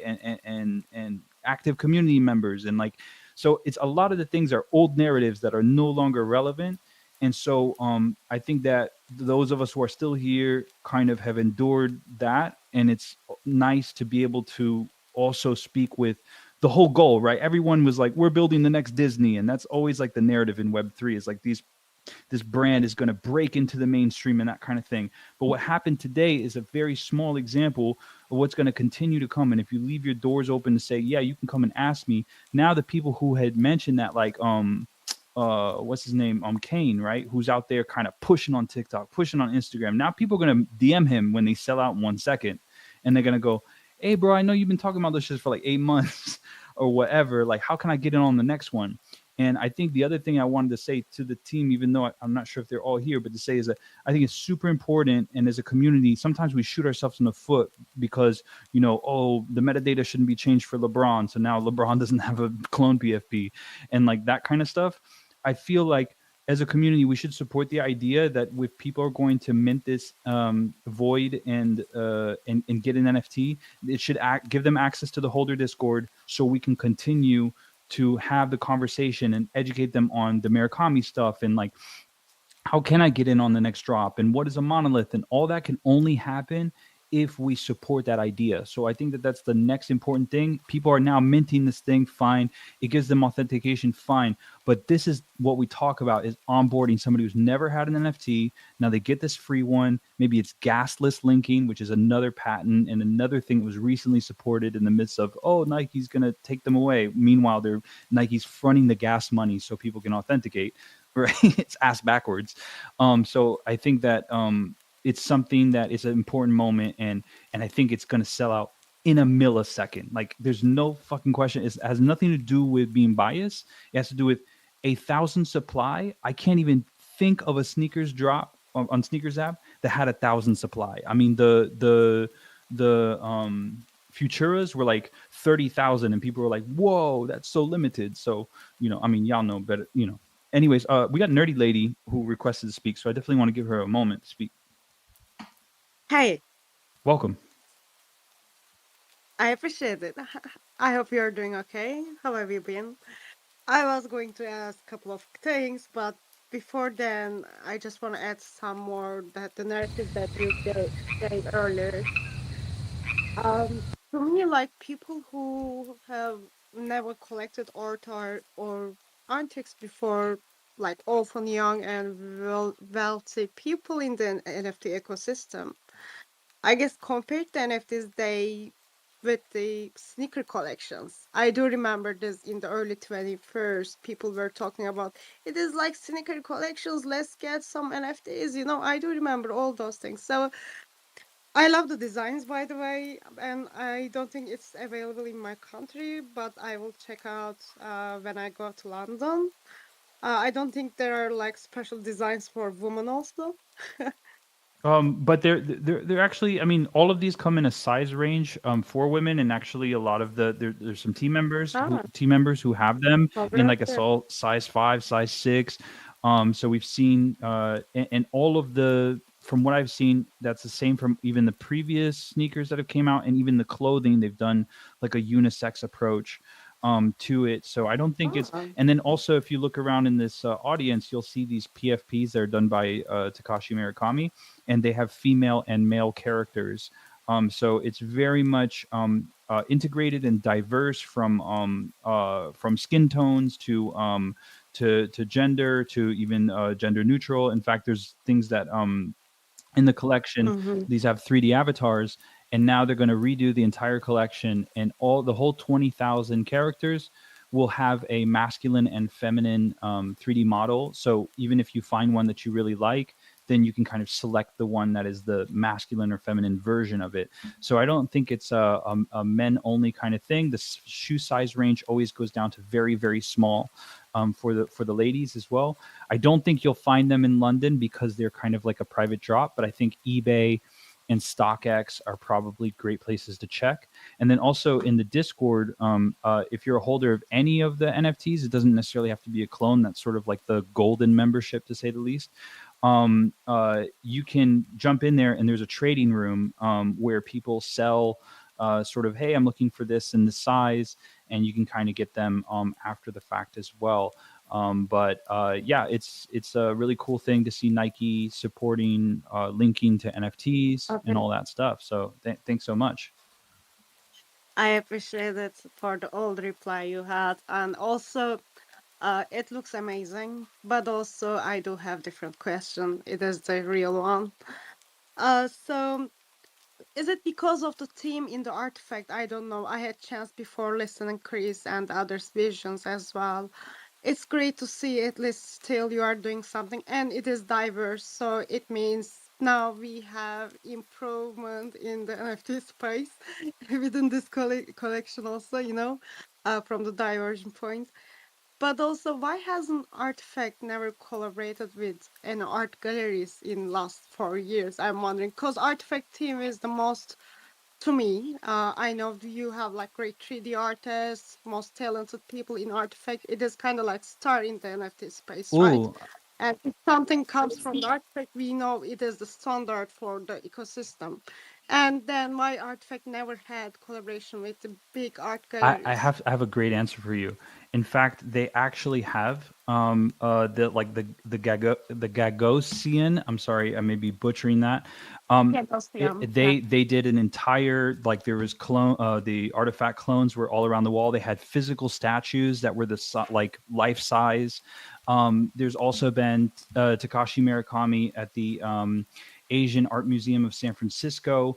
There's also a Takashi Murakami art gallery in Tokyo right now that has also gigantic statues and all of the clones. And they've also released some art books that archives all of Murakami's collections that he's ever worked on. And there's full spreads on the CloneX collection. So they have worked with a lot of traditional museums from that aspect through the gateway of Takashi Murakami being one of the most famous artists in the world, for the last 25, 30 years. And the collection is actually based off of his archives. So when you see a jacket, it's a reference to his jellyfish collection, jellyfish pieces from 20 years ago. And the statues are a reference meaning the base characters, the male and the female, that all of the clones are built off of, are based off of his actual physical sculptures as well. And then obviously the octopus hat and the famous flower design. And in addition, there's the organism tongue. Like all of these are references to his pieces, and even the new Animus collection is a reference to characters that he originally designed for his film that released about 15 years ago or 10 years ago, called Jellyfish Eyes. And so a lot of the characters are pulled directly from this film. That was like a full movie. So I would say there has been a lot of traditional outreach to art galleries. Could there be more? For sure. But I can name off the top of my head, and Gagosian is like one of the biggest ones. They also created a metaverse version of the Gagosian, so you could like walk through it. They had clothing that was based off of it that had NFC connection. So there is definitely the founder Benito is very much plugged in to some of the most luxury art markets and fashion brands that are out there, like LVMH and all that kind of thing. So I certainly see them approaching it from that perspective because of how celebrated Murakami is as a fine artist.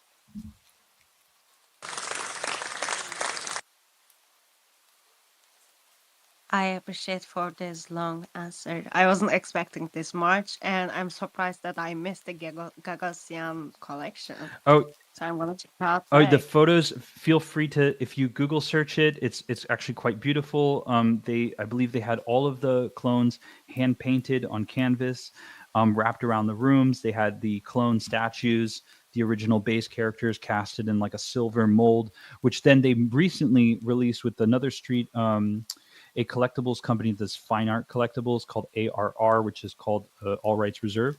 And it's essentially like a smaller statue, but they do fine art quality with some of the biggest artists in the world.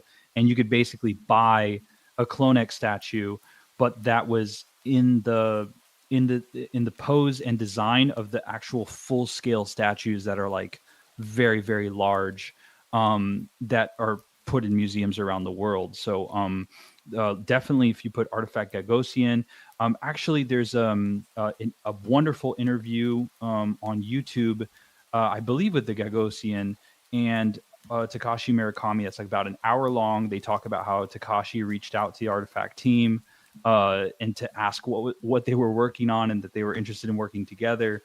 But it's an hour long interview with traditional artists. But yeah, you have the Museum of Contemporary Art, Chicago. I mean, there's quite a bit of meat out there on YouTube that is worth having it. But look it up. It's on the official Gagosian YouTube channel, and it's called Takashi Murakami and Benoit Pagotto, moderated by one of the curators there at the Gagosian, and they talk about the entire history. Yeah. Him learning about NFTs, Murakami learning about NFTs. It's really a brilliant interview that's worth listening to if you love the art. It was amazing. I do remember how the Murakami's collection presented before, but I didn't know it was in Gagosian and with the Artifact. So I'm glad to hearing it. Absolutely. Yep. I'm with you on that, though. We do want to see it more in different museums and different art galleries around the world, for sure.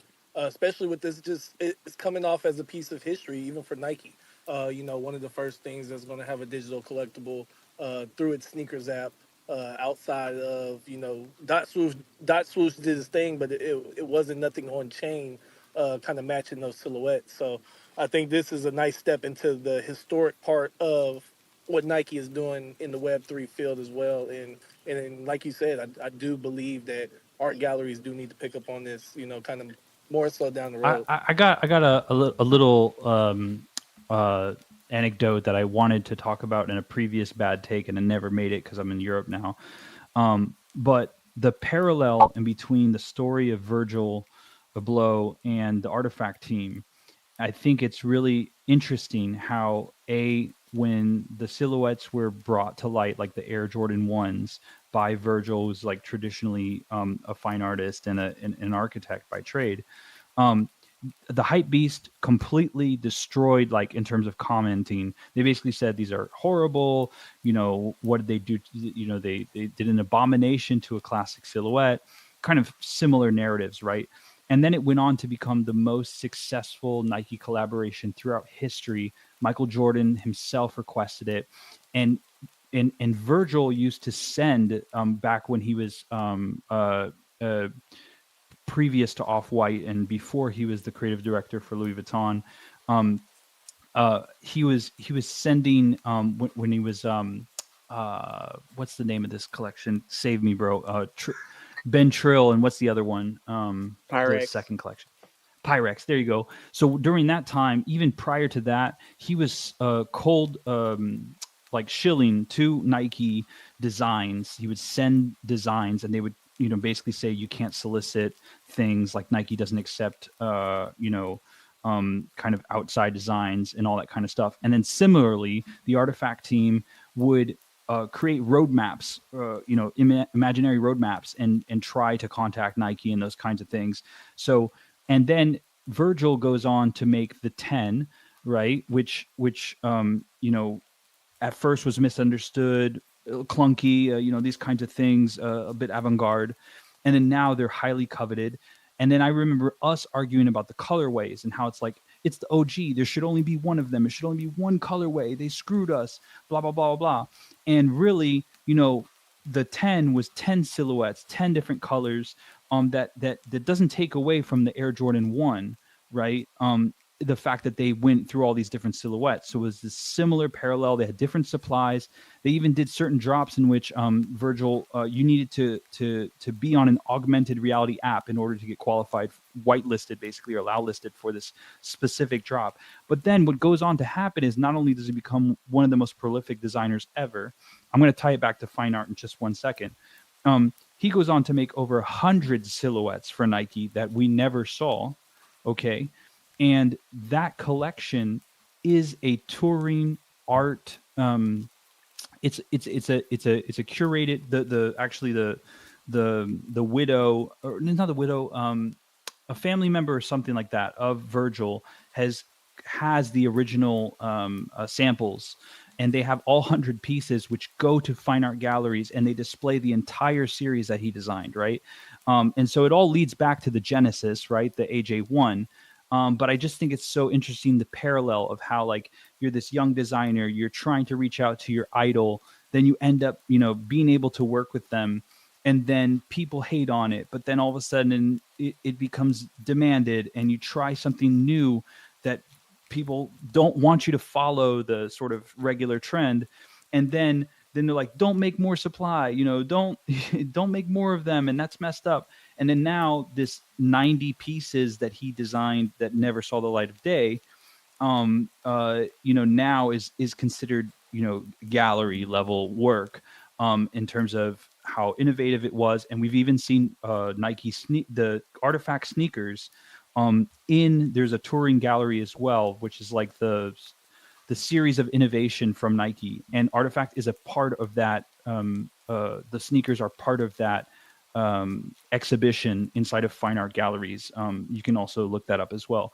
So I think what we're witnessing historically is this pushing of the needle, and people hate the pushing of the needle, but then later in retrospect you go, damn, right? And so any kind of innovator is always hated on, and they're told to follow the method in which everyone's used to because that's comfortable.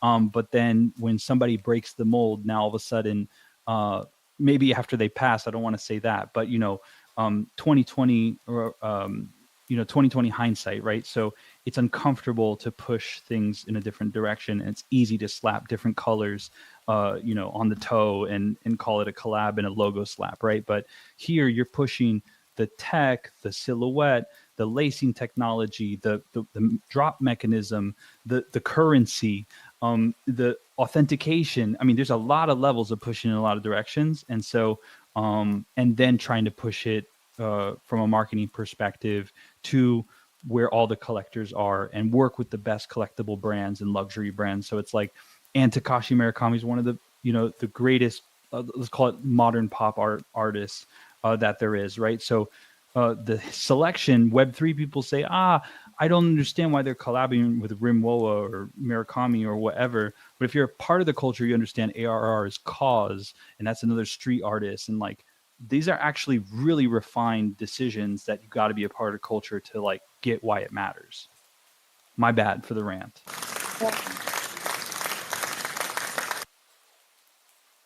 It's crystal clear to me right now. And also, I guess important to bringing new things to the ecosystem. So I don't think Web3 follows things in that negative way, but they're going to use it.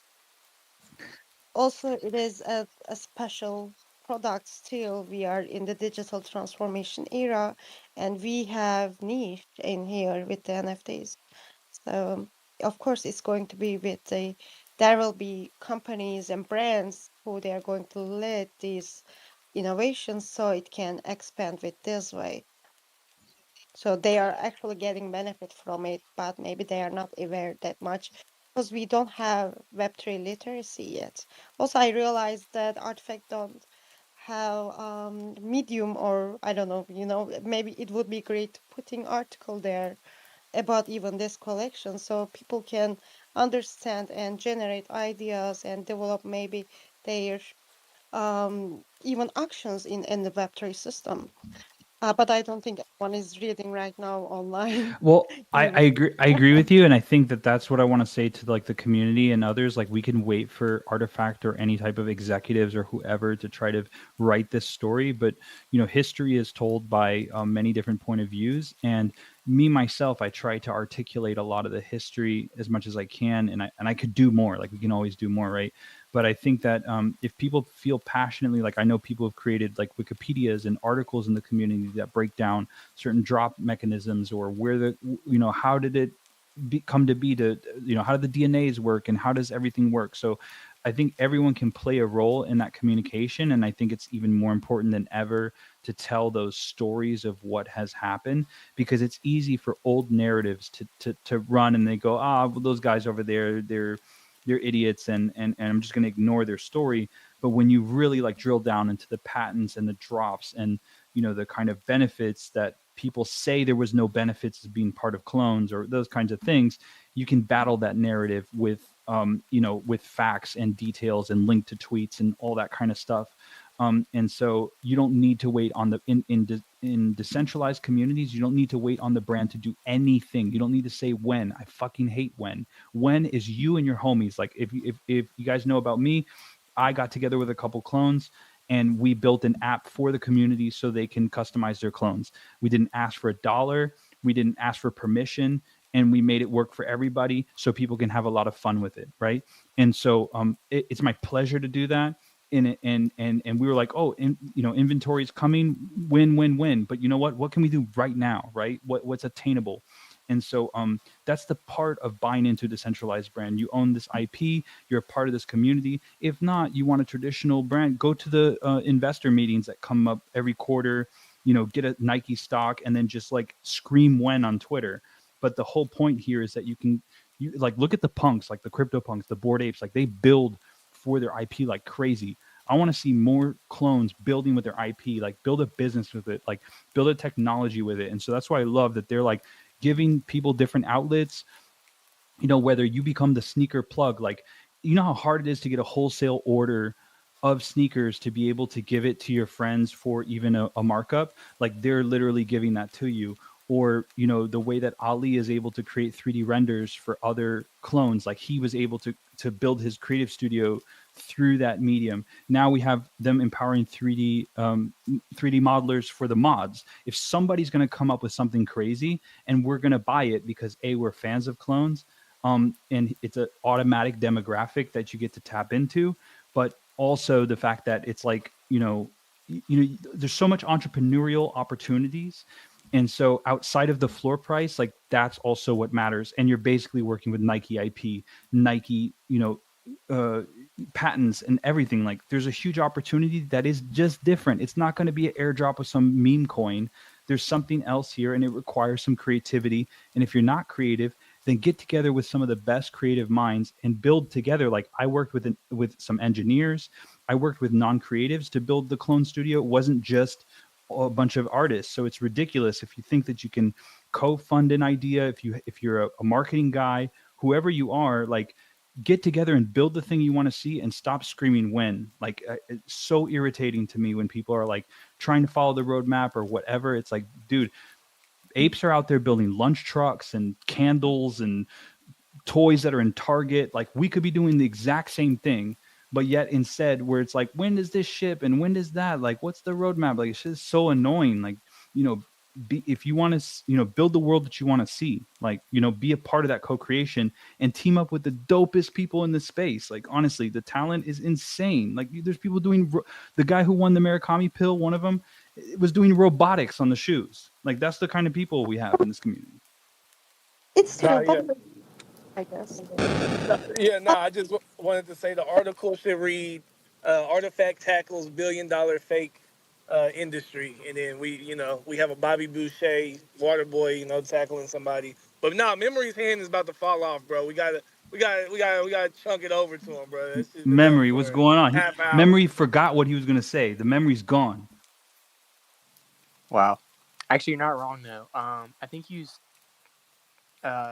said about 60 to 70% what I wanted to say. But this was back when we were talking about the design language and stuff. But one of the things you see all the sneaker people asking, like, is this going to be like your daily shoe? Is this going to be like whatever? And the answer is yes and no. I feel like that it's like a statement staple. It's not going to be for everyone, but for the people, I mean, it could be. Yeah, who knows?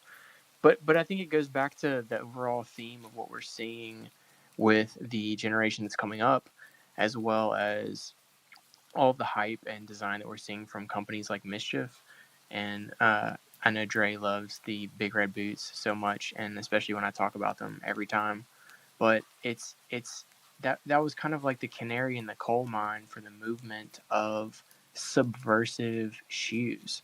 I mean, Mischief did the Lil Nas, like, demon blood shoe or whatever, and that was like, it got them probably notoriety. But I think their most relevant shoes have come within the last probably 2 years, where they did the wavy Vans skate high, that Vans made them take down, and then they did the Tims that just came out. I think they got what's that director, Spike Lee, to rock those, and then obviously the Big Red Boot. But it's like to me it feels like people are wanting that kind of subversion of mainstream society, because society is degrading all around us, and everything seems like it's about to crash, and people kind of want like escapism and to match their digital self with their physical self, and that gets into like another iceberg level of what these dunks could be, in terms of digital identity and integration into your digital life and value of digital items, period.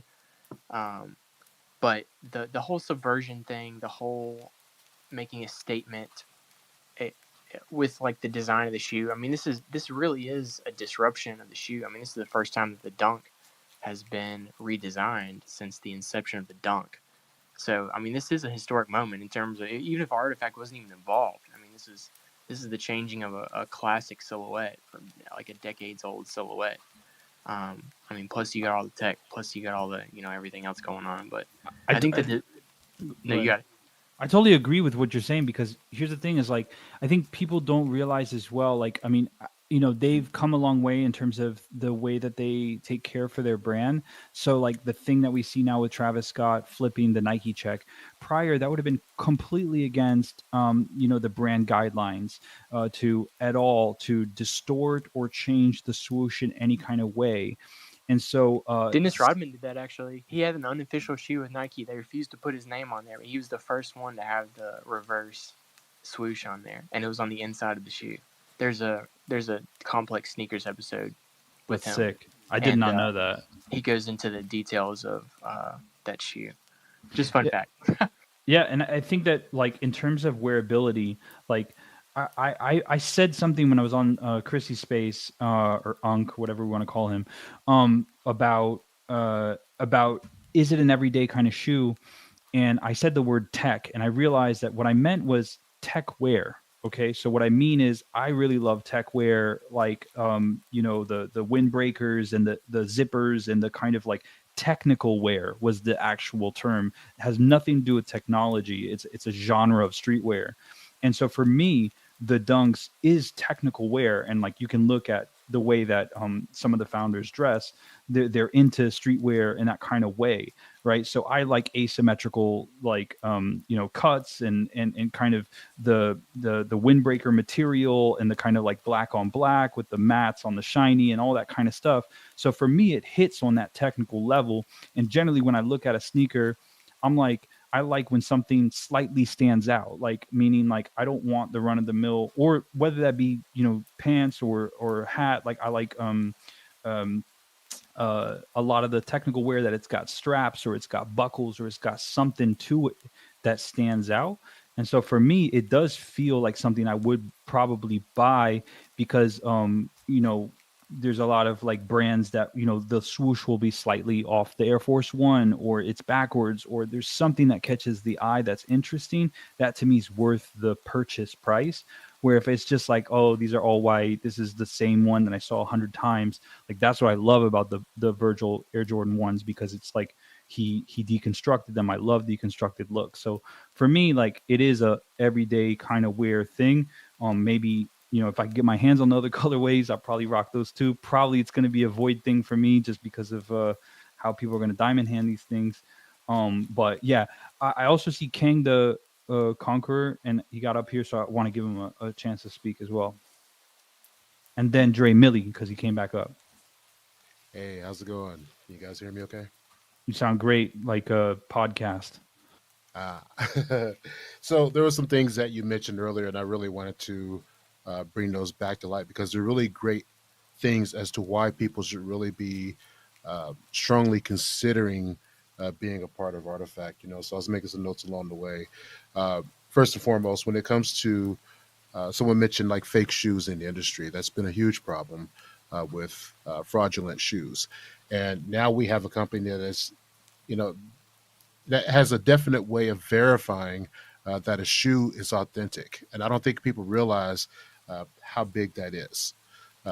Another thing from a business standpoint, and this is something that I want clone users to consider, is that we have the ability to be distributors ourselves, for Artifact. We have exclusive access to shoes that are coming from Nike. Consider that, because a lot of people are really frustrated with resellers buying up all this stock, having the inside track, with Nike. And now you have an opportunity to buy directly, to buy as many as you want, and then resell those, whether you're a shoe shop owner, you could take pre-orders for your existing customers, things like that. Another thing is community designs. Someone mentioned earlier, as far as like, people were trying to come up with these roadmaps for communicating with Nike, like, hey, can you incorporate my design and so forth, etc. And as a part of Artifact, you actually have access to the 3D assets that they have created, for the community. And a good advantage of that is, say, for example, the voids. Okay, we're looking at right now at just, a few colorways right now, but we got the basic shape. We have 3D printed, we have 3D files of the shoe. Designers, graphic designers, shoe designers who really have great ideas now have this opportunity to take these existing files and incorporate their own designs and, present those. They have a track to Nike through Artifact. And when it comes to, say, for example, the community, there are some that have posted in the Discord and on Twitter, and I'm like, holy crap, that's a great looking shoe. That's a great looking dunk colorway. I really want to see that one, get released. And now people have that opportunity to do so. Another thing is, someone was mentioning the community onboarding new users. And that's one of the things that I try to do. I try to explain NFTs. A lot of people think like, okay, these are just, JPEGs. And there's so much more. I really don't even like using the word JPEG anymore. You're basically a franchise owner when you own an Artifact NFT. And one of the advantages of that is not only being the verification, but the airdrops. So think about these voids that people have, and they link it to an NFT. Now Nike at any point could be like, you know what? Let's reward some of our users who have redeemed the NFT, and let's give them exclusive access to something brand new. Let's give them the first shot at it. And the only thing they have to do is just log in and verify with their NFT, which basically serves as a key to getting access to that. IP rights, of your clone. There's so many things that you can do with that. Again, they provide like a lot of the 3D files, so it's on my roadmap to start learning 3D usage. Right now, I'm kind of focused on AI, and I'm basically learning how to train an AI to draw a an artifact shoe, just so I can put it on virtual influencers. But you got the current manufacturing infrastructure. I came in as a result of my crypto kicks. I love the shoe so much, and I'm like, holy crap. And when you think about the infrastructure that needed to be created just for that one shoe, think about that. They're not going to let that just, oh, we're going to use this, for just one shoe shape, and then we're just going to toss that to the side and not ever use it again. There's a huge, chance that, we'll see lots of colorways. Now that all this infrastructure, for manufacturing all these different shoe silhouettes, has been created. And again, like, existing shoe designers now have an inside, track. So I can go on and on, but I'm gonna stop it right there, man, because I got some other people. I see some other people with their hands raised. I just want to really kind of get that out there and communicate that there's a huge amount of opportunity for people to get into Artifact and make money, and not wait on Artifact or Nike to do anything, but to take these IP rights that they have, these ideas that they have, and to start using their clones to start pushing that and pushing their own ideas and making their own impact in the shoe world. And that's just on Artifact alone. We're not even talking about Animus and the other things that'll be dropping. Absolutely, bro. You made some great points. I just want to kind of build on a couple of those things that you mentioned. When you're talking about creating community-made, wearables or attachments or those kinds of things, I know that Rupsy, a community member, he designed some streetwear for clones. Something important to mention is that inside a Clone Studio, I'm talking about my own thing, Clone Tools, they've set it up in such a manner that if you build the 3D models to the rig, Clone Tools will automatically import your wearable onto the clone. And so really you can either reskin the existing 3D meshes with your own sort of like, the way that you would buy a shirt in real life and then kind of screen print on it. You can simply design some cool graphics for those tees that are already fitted to the clone. Or if you know how to finesse it a little bit better, you can do that. But then going further than Clone Tools, which is in Blender, you have coming up is the inventory app. And they already demoed, if you haven't yet seen that demo, and that's to sort of streamline and make it easy to be able to use your 3D files for people who are non-creatives. And they show the community-made wearables being equipped from, Clone Force and Vega Genesis and a lot of the other, 3D artists that are designing different wearables. And so that's another opportunity where you can mint, something. I see Tevi got the cup from my man Orbis, and so that the Illa Orbis. And the thing is that like these 3D elements are not only we're co-creating this universe, but now people can also be a part of the technology. They're building it in such a way that the community can actually be a part of it. And the other part about being the plug is like, actually was talking with someone today who was saying that, yeah, they helped a lot of people in their real life, in their neighborhood, who wanted a part of the sneaker, but didn't want to deal with crypto. So then they became the plug. And it's really hard to become the plug. In fact, to become a store that's big enough to be able to be on the list, to be able to get these drops. But now you're a person, and because you learn the technology, just like the people claiming CryptoPunks for free, then it paid off later to learn the tech early. And so for you to be able to be the plug on these sneakers is a huge opportunity. You can use your pod to sell as a storefront. Like there's a lot of interfaces that I think they don't get too much credit for, and they even boost you up on the Artifact creators team and all that kind of stuff. So aside from the floor price conversation, which is a bit mindless, there's a lot of things. Even if you're not a creative, you can team up with people to build stuff. and then you're backed by the biggest, right? And in the space, and to be able to jump in and be a part of the design process, to learn these things is like super dope, and it's unique to Artifact in general to support creators and even entrepreneurs in itself. So I think you made some really great points. I think people just need to open their eyes a little bit more to those opportunities and pursue and take it by the reins, the way that Bad Take went and created their own media platform, or to be a voice. They didn't need to ask, they just did it, right? And so I think we can be doers in that kind of manner, and do the things that we feel they could be doing better. We do it like that. Sometimes I see people complain in Discord. I'm like, yo, do it. You want to bring it, this should be a game, do it. You know what I mean? Anyways, Dre, hit him. Yeah, I brought a list. So first, the Dennis Rodman shoes, the Air Indestruct and the Air Worm. That's what the backwards check that Travis Scott took his designing nods from, and that was back in '98. Second, so now I ain't got a list for them, but I did want to know because I jumped in and out of Uncle Chrissy's space, and I did want to see what I missed because I was looking forward to that, and then unfortunately I had a meeting that popped up out of nowhere. I had to jump off. So I wanted to get the sentiment from the community on how they felt about the information that was being passed along or the space just in general. Because I thought, like I said, when I jumped up myself, I think he's doing a great job with organically building the bridges between the realms. We need more people like that. I'm glad you brought up the point of Compound and I creating Bad Take, just doing it. Uh, that comes to the conversation of speaking about culture that I always bring up. People want to have something new and different, and they want things to expand once they discover how great that new and different thing is. But then they become secluded to the idea of change, and change is the one thing that will help anything expand. You have to have more people come in.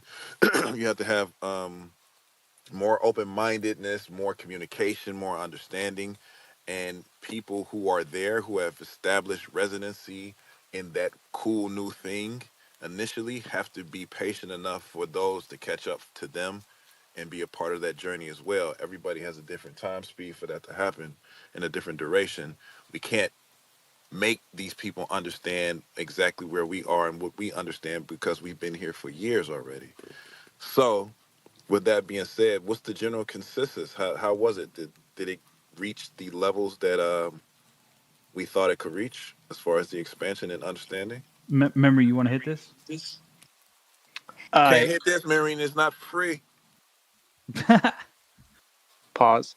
I think that, I don't know, Uncle Stepdad Chrissy or whatever.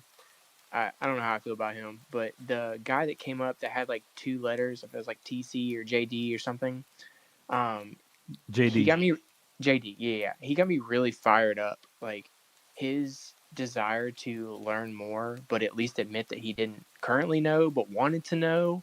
And it's like, oh my gosh, if you knew the amount of people that want to like help you learn, like that's what I wish. He was a little bit stovepipey in how he allowed people to speak. It's kind of just like one person, and there's no dialogue between. It's like he almost like pitted one group against the other. Like let's only listen to old sneakerheads versus like let's only have on Web3 people at certain times. It's like I wish there was a dialogue between them that was like that's the whole point of the space, right? But he missed the point. So I wish one of us could have talked to that guy specifically and been like, yo, dude, like please come in our Discord, please come in our community. Like we have people that want to help you, like, want to help you grow, want to help you learn. And I think it's going to be the people like those that are really going to like be the voices, like the people on the ground. They're going to be the voices to help all this. But I mean, obviously the space I think was a net positive, but for sure the dialogue would have helped a lot, I think. Well, that's the point I was making too, right? About us being patient because you can tell that even Uncle Chrissy is not one who's Web3 savvy, but he's still going outside his comfort zone to create a space for the conversation to be held and the understanding to be implemented. And that's, like, I think that should be applauded within itself. And if we don't have a regular space where people can come up and have that dialogue like we once did with Bad Take, and that's what I'm saying. Like the power of people taking the time out of their own day to create this community for people to hold and have conversations in order to educate and learn from one another is a powerful thing. So the fact that it's an absent at this present moment, we got to be patient for the people who still trying to jump in and learn. He said, is it going to be a flash in the pan? And I think for real, that's a great question, because if you think about sneakers and how it's usually released, it is exactly that. It's on to the next. We have a super flash hot release for this week, and then you miss or you hit, and then you moving on to the next one, trying to hit the next one. And that's one thing that Well, no sneaker is immune to that. So that's something I want people to be prepared for Well, here as well. Tupac said, I may not be the one who will change the world, but I will be the spark that changes the mind, that changes the world, right? And so I think that that's part of it. Is like you could see with the Artifact R&D, they're messing with the Vanna Black material, and then it ends up being a mainstream release, right? So I think that, like I said, I think Artifact is the R&D lab, and as they're experimenting on this smaller level, then the great ideas become larger scale, and whether they get that credibility or not, it doesn't matter. But if you want to be close to that process, that's kind of a good thing to be a part of this community. But I think that like it was a net positive in the way that people were open-minded to discuss it, and you made a great point. It's like people are dying to share their excitement about this space and what they've been missing, and you have to meet people where they're at. And just like a OG, you know, like we all had OGs that taught us how to read the blockchain, or what is it that we were missing out on. Like ultimately before us, there was the 2018, you know, class, right? When the 2021 people came in, and now you got the 2023, 2024 people coming in, and you always need those, you know, educators, those people who are like willing to explain stuff, take their time out. And I've seen people criticize me because I like to help people, but like I've always tried to democratize technology. And like me myself, I've worked in the AR VR space for like 10 years, and I saw it clear as day. You know, I had an AR headset 10 years ago, and now when the Apple headsets come in and people are piquing their interest, and it's easy to be like, have that chip on your shoulder, like, oh bro, where were you at? I've been putting the work and yada, yada, yada. But really, it's also a great thing to see them excited and interested in asking questions, right? So we have to decide who we want to be. Do we want to be right, or do we want to like help people understand? And I think that like with the celebrities jumping into meme coins, you got people who come in there, sort of like, you know, I'm gonna crush it, or even big VCs or big brands, and they think that because they have X IP, they're gonna do great in this space, and then they flop super hard. And then you got other, you know, sort of celebrities who come in and say, hey, you know what? I'm trying to learn from y'all. And then you see hundreds of comments, bro, let me help you. Let's jump on a Zoom. I'll teach you this. I'll help you with your drop. Right. So I think that when people come with that type of energy where they're willing to be open-minded, then yeah, you have literally the entire Discord will help you learn everything. And I've seen like that dude who does the YouTube streams, Coffee. He does like toy unboxings on YouTube. He didn't know nothing about NFTs. He came in, he got his clone, start asking questions. Oh, damn, 3D models and damn NFC. And he's like, oh, I'm still have stuff to learn. But everybody's trying to help him out, get up to speed. So like, I think that when we don't have that us versus them kind of thing, it's a net positive, and we should, and I would say that there's nothing negative about it, because people weren't just slam dunking on each other, which is kind of not productive. But in fact, teaching people about, you know, that you could be the plug if you learn this tech, that you could have access, you could get exactly your size, you don't got to fight a bot, you know, all of these kind of benefits. And I think that that's what piqued the traditional sneakerheads, which also they needed to hear that we are traditional sneakerheads. Like we're not some sort of bizarre breed that's like only on the computer all day. We're literally sneakerheads who used to line up for the drops, realize this is an interesting technology, the authentication, all that stuff is a use case that's being solved here that cannot be solved through a sneakers app or any kind of thing. And literally tomorrow we're going to see a battle of the old guard versus the new guard. So 10,000 people got the sneaker, you know, 6 months ago because they learned the tech. And tomorrow 1,000 people will fight bots in an unfair fight. And then we'll go, okay, what is the better tech, right? And so then I think at that point it opens minds to say, oh well, damn, I should have maybe took 5 minutes to figure out or ask a question. So I think that we should do 100 more spaces like the one today. And I didn't see one negative point of view, even if you say they're chunky or whatever. It doesn't matter. Like we can hear feedback. That's fine. As long as you'll call me a Yeah. dumbass, and then we're good. Nah, facts. I mean, building bridges, not burning them, and then also doing it with grace is the way, man. Because I mean, some of these people, like we saw with the JD cat that got up there, they're eager to learn the better ways of going about these releases. If this is the new wave, and we're showing them that hey, this is being done, they're eager to learn it, and they want to learn it because they don't want to battle these bots. Nobody wants to battle the bots.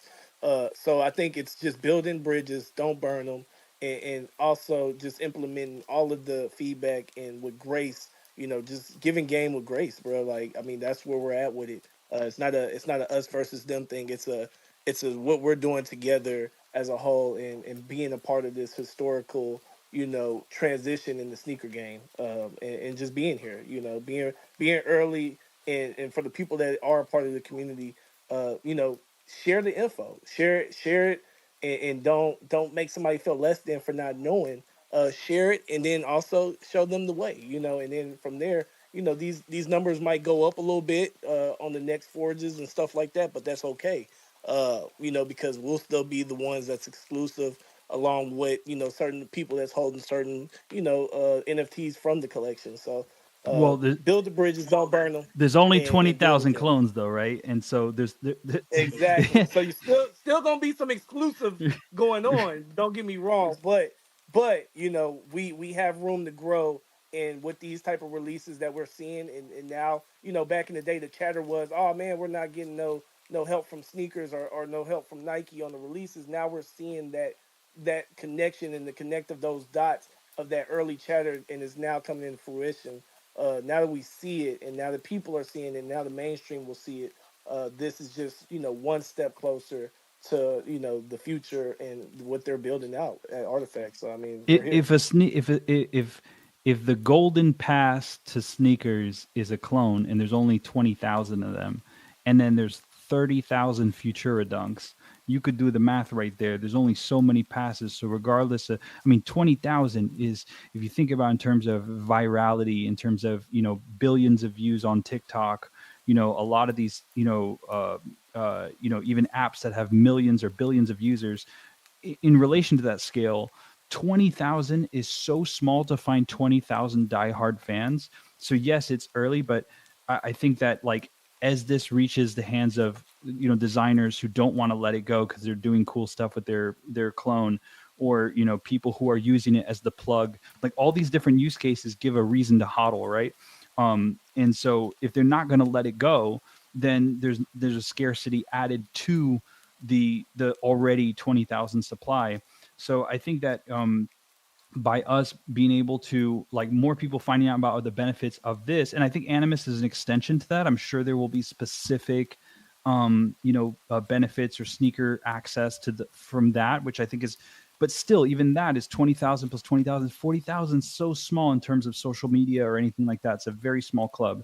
So I think that as people start to understand those benefits, and we're leading with being the OGs that can lead people in that direction to help them understand that it's NFTs is like one of the most hated words on earth, right?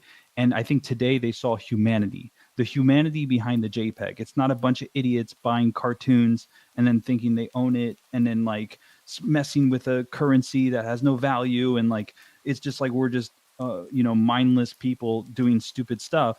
In fact, they go, oh, these are sneakerheads. Oh, these people do understand this culture. They're the same people that I identify with. So maybe they're not so different, where before I feel like, 2021 NFTs, you're like, oh, these guys are fucking aliens, nerds or something, right? But that's how computers was, right? So computers was like anyone who used the internet or computer was like an absolute nerd. And then Apple went and made a green and a blue and a pink computer. And all of a sudden you're like, oh, wait, is this a consumer item? And now you can't even exist without a telephone, right? So things always go within that arc. It's like you're insane in the beginning to be early. then people kind of jump on a little bit and they start to understand the benefits. And by the way, you'll never get your props for being early. So just, you can get that angry man yelling at the sky sort of thing out of your head, because no one will recognize you were early, but you can know that you were there and helped people along the way. And then hopefully you got your fruits of your labor by being early, because the .com era, people who knew how to buy domains, they became millionaires, right? So it pays to be educated, and it helps to educate other people.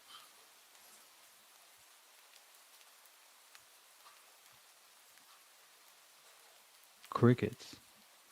All right. Well, That was a mic drop, bro. oh, is that what happened? I mean, Well, that's Pepe, just, where you at, bro? Pepe, I need my sound effects.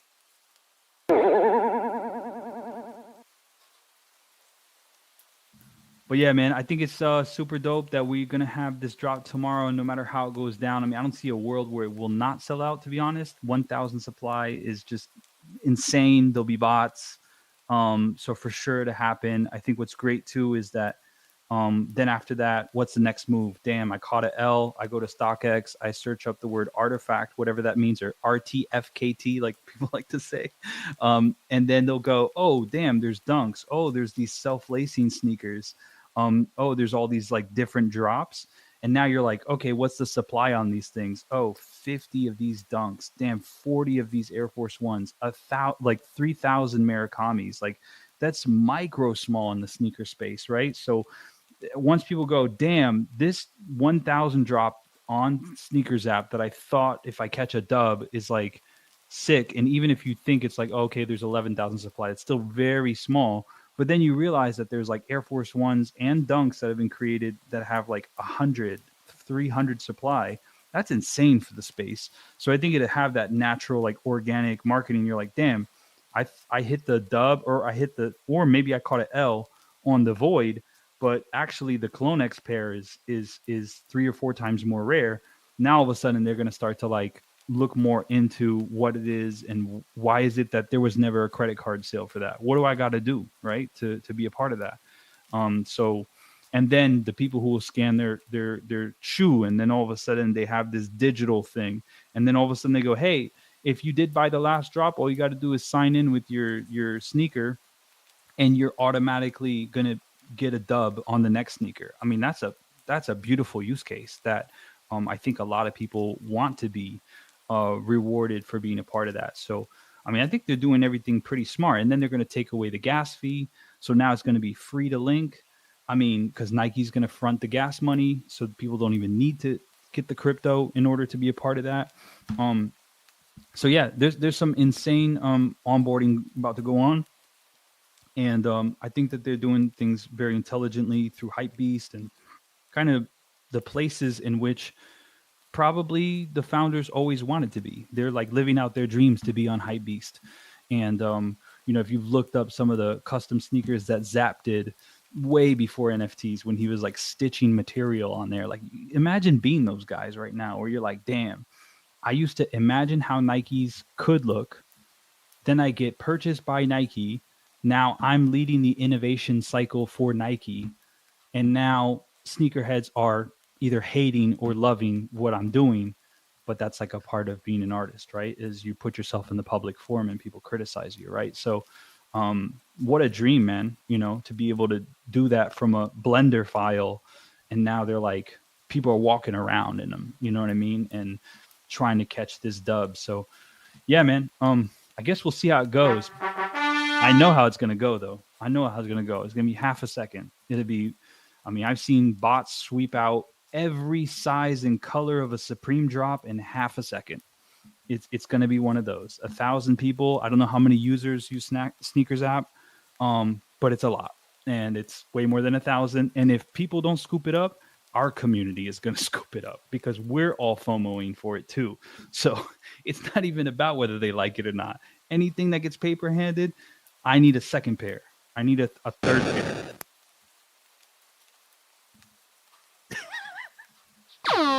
Bro. Yo, so if anybody out in the audience wants to jump up here, I know there's been a lot of different input, but we just wanted to keep the vibes going. I mean, it's a big moment tomorrow. It's our Super Bowl. We get to see this thing happen. They said we would never be on Sneakers app, but we here. And now there's a discussion in the culture about this culture that is sort of is mysterious, right? You've got this mysterious. What are those people doing over there with the JPEGs and the Murakami PFPs and all that stuff? So this is your chance to correct the narrative, right? And to just kind of explain the way it should be explained rather than the way we allow big media companies to explain what this is, right? And so, yeah, I'm really excited to see people rocking them on foot, posting dubs, and then back to back with the Nina Chanel's, right? Like, I mean, no matter how you feel about it, you have two Web3 related sneakers dropping on the same day, right? And hers being related to fine art, and Takashi Murakami being related to fine art, mixing with the culture, and then dropping a limited sneaker and using the technology is a watershed moment, I think, for the space. And no matter how it goes, you know, it's still a moment, right? Kang, what's up? Yo, man, I was just saying I can strongly relate to what you were saying earlier as far as people seeing a shoe and then getting introduced, to the whole ecosystem. Because I'm an older fat guy, right? You know, I'm 49 years old, bad knees. I just wanted a shoe that I didn't have to lace up. Okay, I hate shoelaces. That's how I got into this. And, 2 months later, here I am. I find myself buying like a $3,000 NFT because I saw the potential in what it was. And I love the family, that, came with it. I love the ecosystem and I love, the vision behind it. So, and when I wear these shoes, out in public, I get these same questions like, wow, what are those? Why did you get them? How did they work? And everybody's fascinated. Everybody, so, it's one of those things that, as you get more and more involved, you see the potential.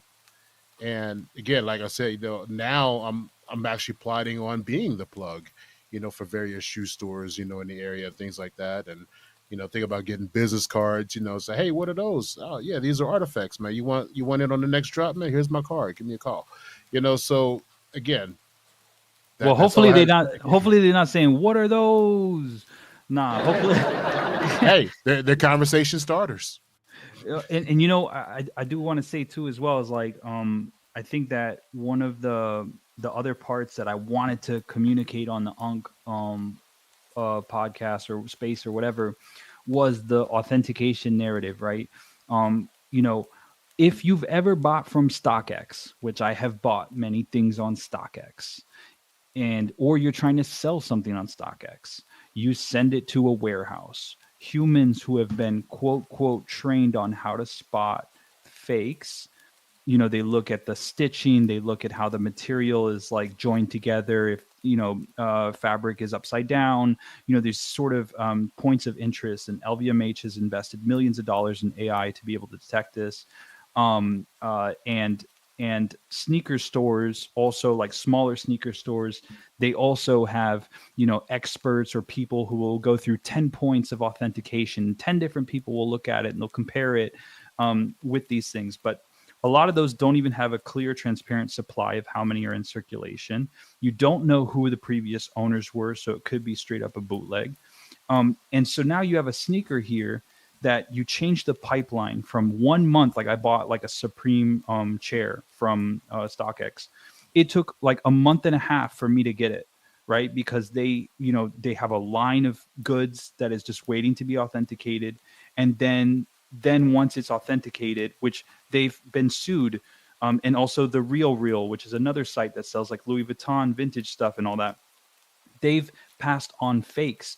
Even like TJ Maxx got heat for people returning fake Louis Vuitton stuff because they sell sometimes luxury goods, and then celebrity would buy it and people are like, damn, I can't believe you're pumping that, when they bought it from an authentic store, but they're getting a fake in return. So now you're changing that pipeline from months of authentication and the human error to impossible to fake, because it has the NFC that is linked to the NFT, which has a max cap. It won't let you into the Discord if you have the bootleg. it won't allow you to mint the next or to get the next drop because you don't have it. It's a gate. You don't have the key, right? And so for you to be able to just scan it, and even from the peer-to-peer like flippers where you're like, yo, is that the real thing? Here, let me scan it and I'll show you that I was the previous owner, that it's going to go to you, going to transfer it. So it's like if you try to sell a Rolex without the certificate of authentication, the value drops dramatically. So now what we're talking about, holy crap, is the NFT is the means of authentication and provenance.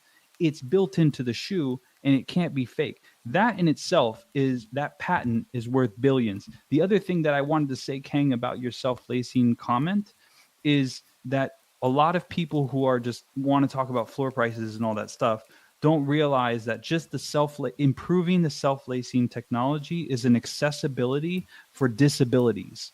And those gestures of tapping your heel to lace, there's a lot of people who cannot bend down to lace their shoes. And that's a massive problem.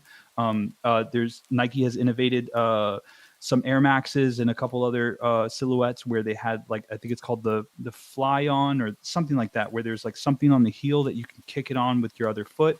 But here you're talking about putting your feet into a shoe and then it laces. And then you're talking about a brand new type of reward system, which however it looks, whether it gives you access to discounts because you played basketball for 2 hours. I mean, that is innovation in itself. So a lot of credit is not being given for stuff that for sure Nike is going to use and for sure other brands are going to try to go in those directions. But the road to innovation is brutal. Yeah, we talk about the Fly Ease. That's the one, the Fly Ease. Thank you for putting the name there because I could see it in my head, but I couldn't remember the name. The Fly Ease. So this is like takes the Fly Ease to an insane level, right? It's not even on the radar. And Tinker Hatfield has linked up with the Artifact guys, co-signed it. Definitely, you have engineers working on this. And then this came from the Air Mags, which is legendary in pop culture. So, you know, I mean, these guys are not doing things by accident. You're talking about massive resources. And if you think that Nike's just going to let an R&D department go that works on some of the most important problems that cost them billions of dollars in the black and gray market, right? They're literally, all those sneaker drops, they're losing tons of money. So if they can lock it down and figure it out, these Artifact guys are literally making mistakes. People fucking rail against them and FUD against them when they make the mistake. That's fine. That's how you learn. But then those mistakes go back up to Nike and they go, okay, we know the perfect way to do it now because we got wrecked in the process. So it costs them nothing. The overhead on 30, 40 employees or how many people there are, it costs them nothing for them to do that relative to the tens and hundreds of thousands of employees that they have globally. So when they announced that those cutbacks were happening, think of what 10% is of a 100-person team that's letting go one person in Artifact. I mean, it makes no sense to do that.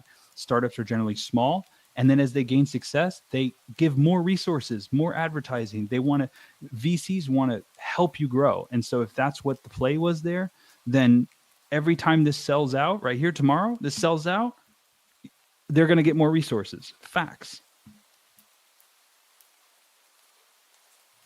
Yeah, the Fly Ease is exactly how I found the Crypto Kick. I was actually looking for a shoe that was accessible because I have arthritis in the knees, and it's really, difficult to, bend over sometimes, like back issues. So the Fly Ease is always sold out. And I'm like, what the heck is this lace engine? Like, what is Artifact? What are these guys about? I keep hearing about them in the Web3 space, but did my research and I'm like, oh, yeah, this is the shoe that I want. So that's exactly how I got into finding a Crypto Kick, because of my needs, and then getting into the system from there. So, yeah. Yeah, well, people will ignorantly bash on those, but I mean, as that is, you don't know what kind of change that creates in your life and accessibility for others. I've worked in fields in which product design helps people with disabilities and those kinds of things, and it's absolutely like transformative to be able to do that, and even in the ways of like rewarding people to do fitness, like that will help motivate, gamify me losing some weight and feeling better about myself. Like there's a lot of angles that I think people just kind of like look at the floor price and go, well, if it isn't at this price, then it must be stupid. And like, I don't know, I see a lot of stuff in Web3 space that is like completely ridiculous. They got no plan. The team has no credentials, and it's like multiple ETH. Okay. So if, you know, and meme tokens that do nothing. And then you have AI teams that are building something, and the floor price is garbage. So, you know, you cannot equate those two things, especially in a space that's like completely illogical. And often the cabal is like pushing certain things because it's not already taken by people who won't let it go. Like, look at what they said about this supply. Even Chicago was saying it. He was saying, look, yes, it's 11,000 supply of the dunks, but you've got these diehard fans who are not going to let them go. So automatically that 11,000 supply is not 11,000 circulating supply. It's total supply. So you're going to have people who are going to wear them. Boom, those are dead. Then you're going to have, because they're not dead stock anymore. Then you got people who will not let them go or not let them go for a cheap price. And then you're going to have some paper hands immediately, but the supply is the supply. And we love, like, passionately these things. So I think that they're not prepared for this type of thing. He said, I think a lot of the artifact guys are bottom for flipping. Sure, there's some people who got 300 pairs. That's for flipping, right? But that said, you're going to have the burn mechanism of people rocking them. And then imagine, like, for someone who wants that self-lacing technology, and now we normalize or find all the kinks to kick out of the pre-order system, right? Now, someone who really wants those lacing shoes, not for speculative reasons, but because it enhances the quality of life, like, they can get them exactly in their size and get 10 of them in all the colors. And if they can figure out how to make this scalable, then, you know, that's like a process that's really interesting to be a part of from a product design and like scaling perspective.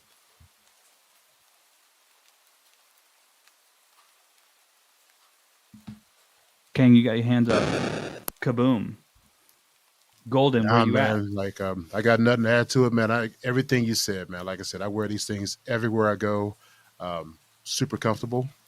So my wife sometimes, you know, she'll make fun of me for having like a light up shoe, but I don't really care, you know. We all wanted the LA Gears. Don't play. We all wanted the LA Gears.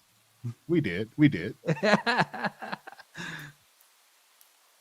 No, but I think it's sick that we can do that. Now, you know what? This is the perfect place for me to tell my theory. Where is Tevi? Is Tevi here? Okay, Tevi, remember I dropped on the last artifact spaces. I said, yo, I have a theory. And the problem is I get too caught up in perfection, right? So I started prototyping and trying to build visuals for what it is that my speculation was. So I'm going to put on my tinfoil hat, which I know is Tevi's favorite thing, okay? So here goes my tinfoil hat. And here's what I think is a possibility with the dunks that nobody's discussed. Funny enough, Tevi figured it out and said it in the group. And I was like, damn, he kind of said my theory. But let me fully articulate my idea, since I'm basically never going to write this thread and never post these Blender renders that I've been working on. Okay, so we know that the dunks have a modular aspect to it, right?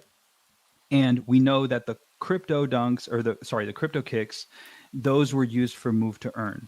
For those of you who don't know what move to earn is, theoretically, you could earn NFTs, access to drops, maybe discounts. We don't know exactly what the rewards program is, but originally move to earn was only going to be exclusive. Well, they never said that, but basically the only way it was marketed was with the crypto kicks, right?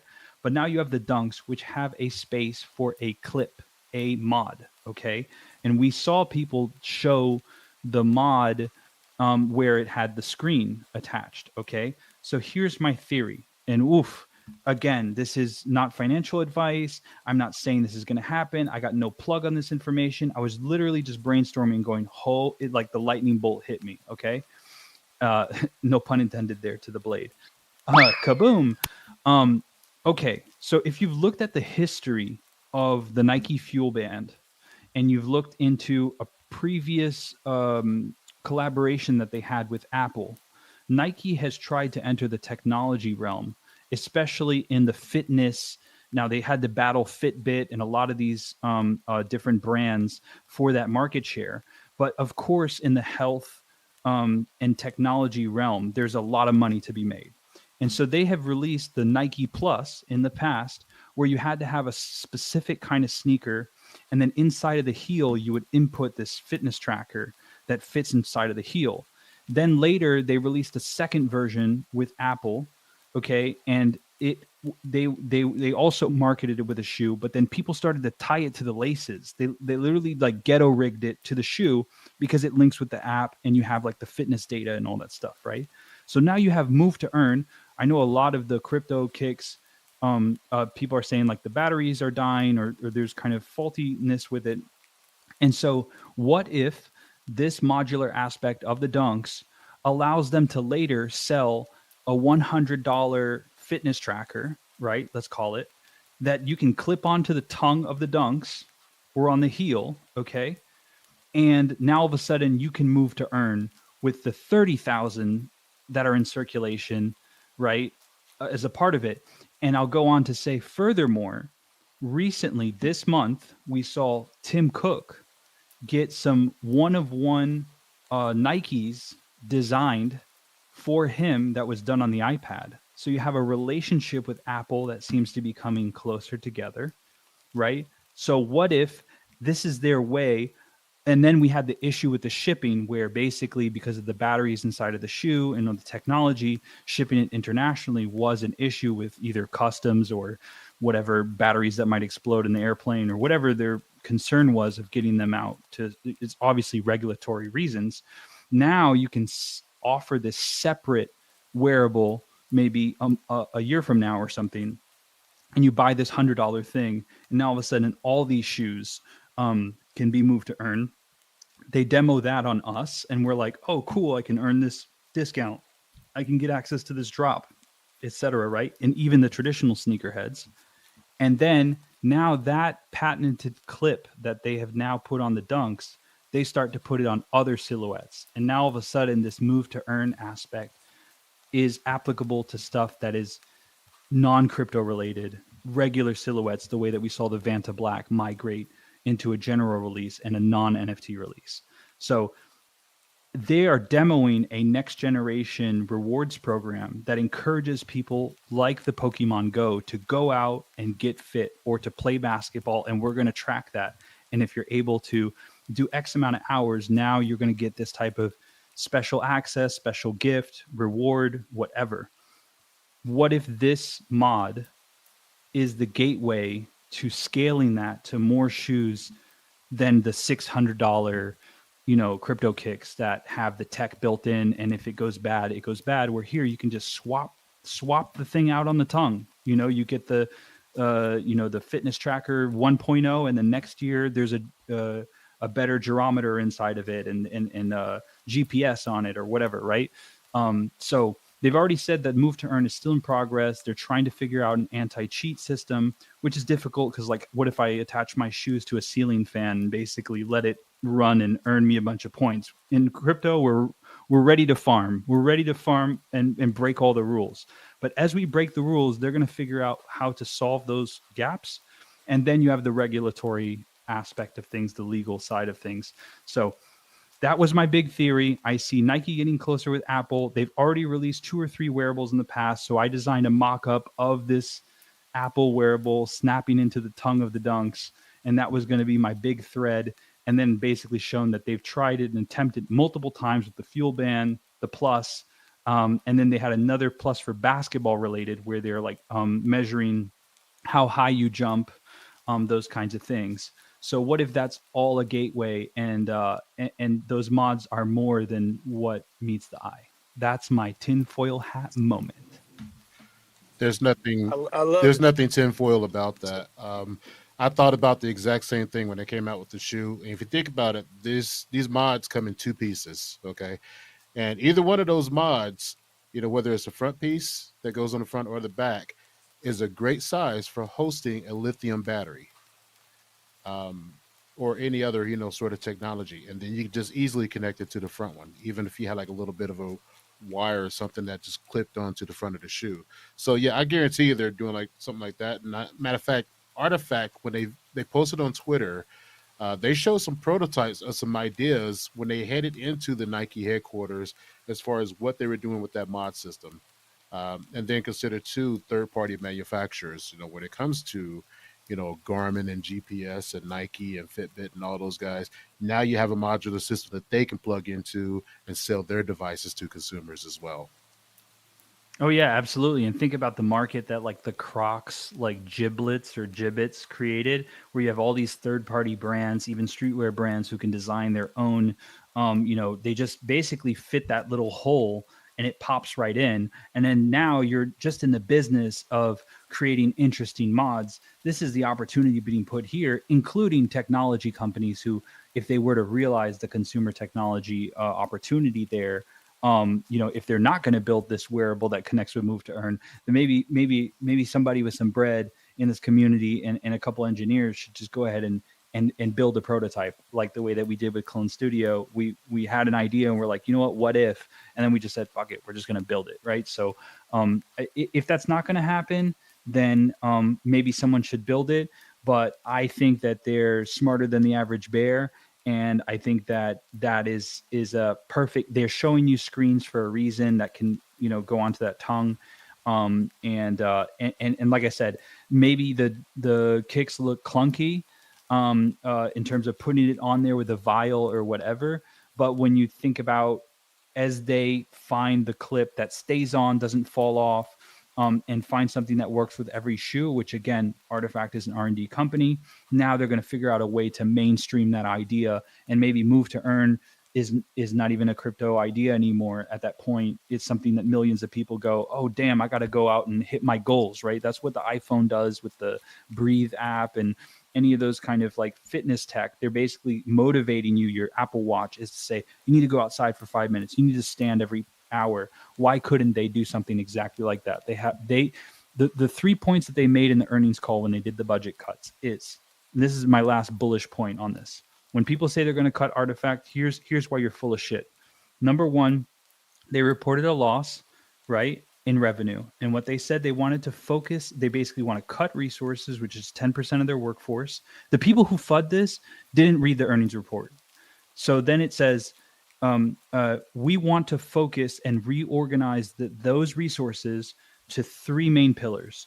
1, direct to consumer. Guess what pre-order is? It's direct to consumer. You can't get more direct to consumer than that. A consumer is picking their size. It's being shipped directly to them, and there is no sneaker store in between that takes a cut. So there's no commission.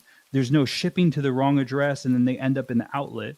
So this is as direct to consumer as you can get. So Artifact fits that bill perfectly. Number 2, they want to reach a younger demographic. How is this sneaker marketed? It's marketed as something to gamers, Fortnite, live streamers, millennials, or not millennials, but Gen Z, Gen X, and Gen A, and all those people. Okay. So that also fits the bill, that they are trying to tap into a younger demographic, right? And then the last one is innovative revenue sources. Right. So Artifact has generated hundreds of millions of dollars in initial sale. Then you have the third party, royalties that, is still significant. And then they're selling out shoes. Right. So and then you have Move to Earn and these other things that they're looking at. So that's certainly what's considered an innovative revenue stream. So being that Artifact fits all 3 of those topics, and then they said, we're going to cut resources to reinvest into anything that fits that bill. Then you go, okay, is the 50 people or 30 people at Artifact a significant budget cut to let it go? Or does it make a lot of sense to pump way more money into it and then let them basically have a small audience? They test it. It's beta testing on consumers. We work out the kinks by fudding whatever we don't like. And then at the end, I mean, on paper, they have billions of views on TikTok. Literally, Artifact has billions of views on TikTok. So from a media perspective and organic marketing, they put no money and these guys make content that goes viral. Okay, so it's self-marketing. The overhead is low because there's zero waste, right? They're not stuff sitting on shelves. It's only met by demand. It's shipped directly to the consumer. And what are they doing with the dunks right now?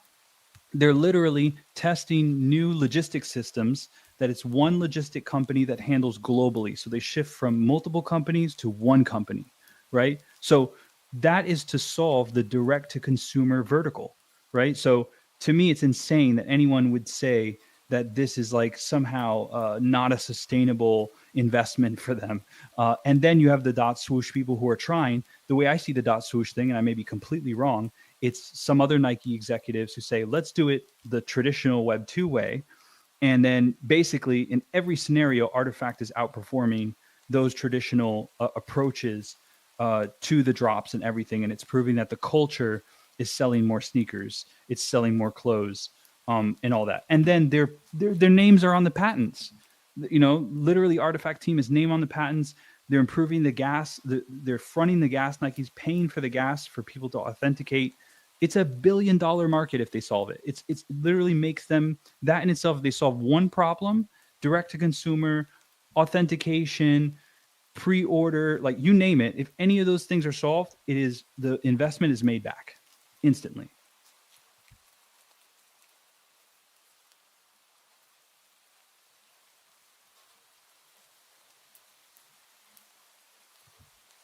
Your sound guy's missing the mic drop. I mean, Bro. he's dropping the ball, man. Like your sound guy's really messing it up. Damn, Pepe, what Hit the that hell? dead Like, air.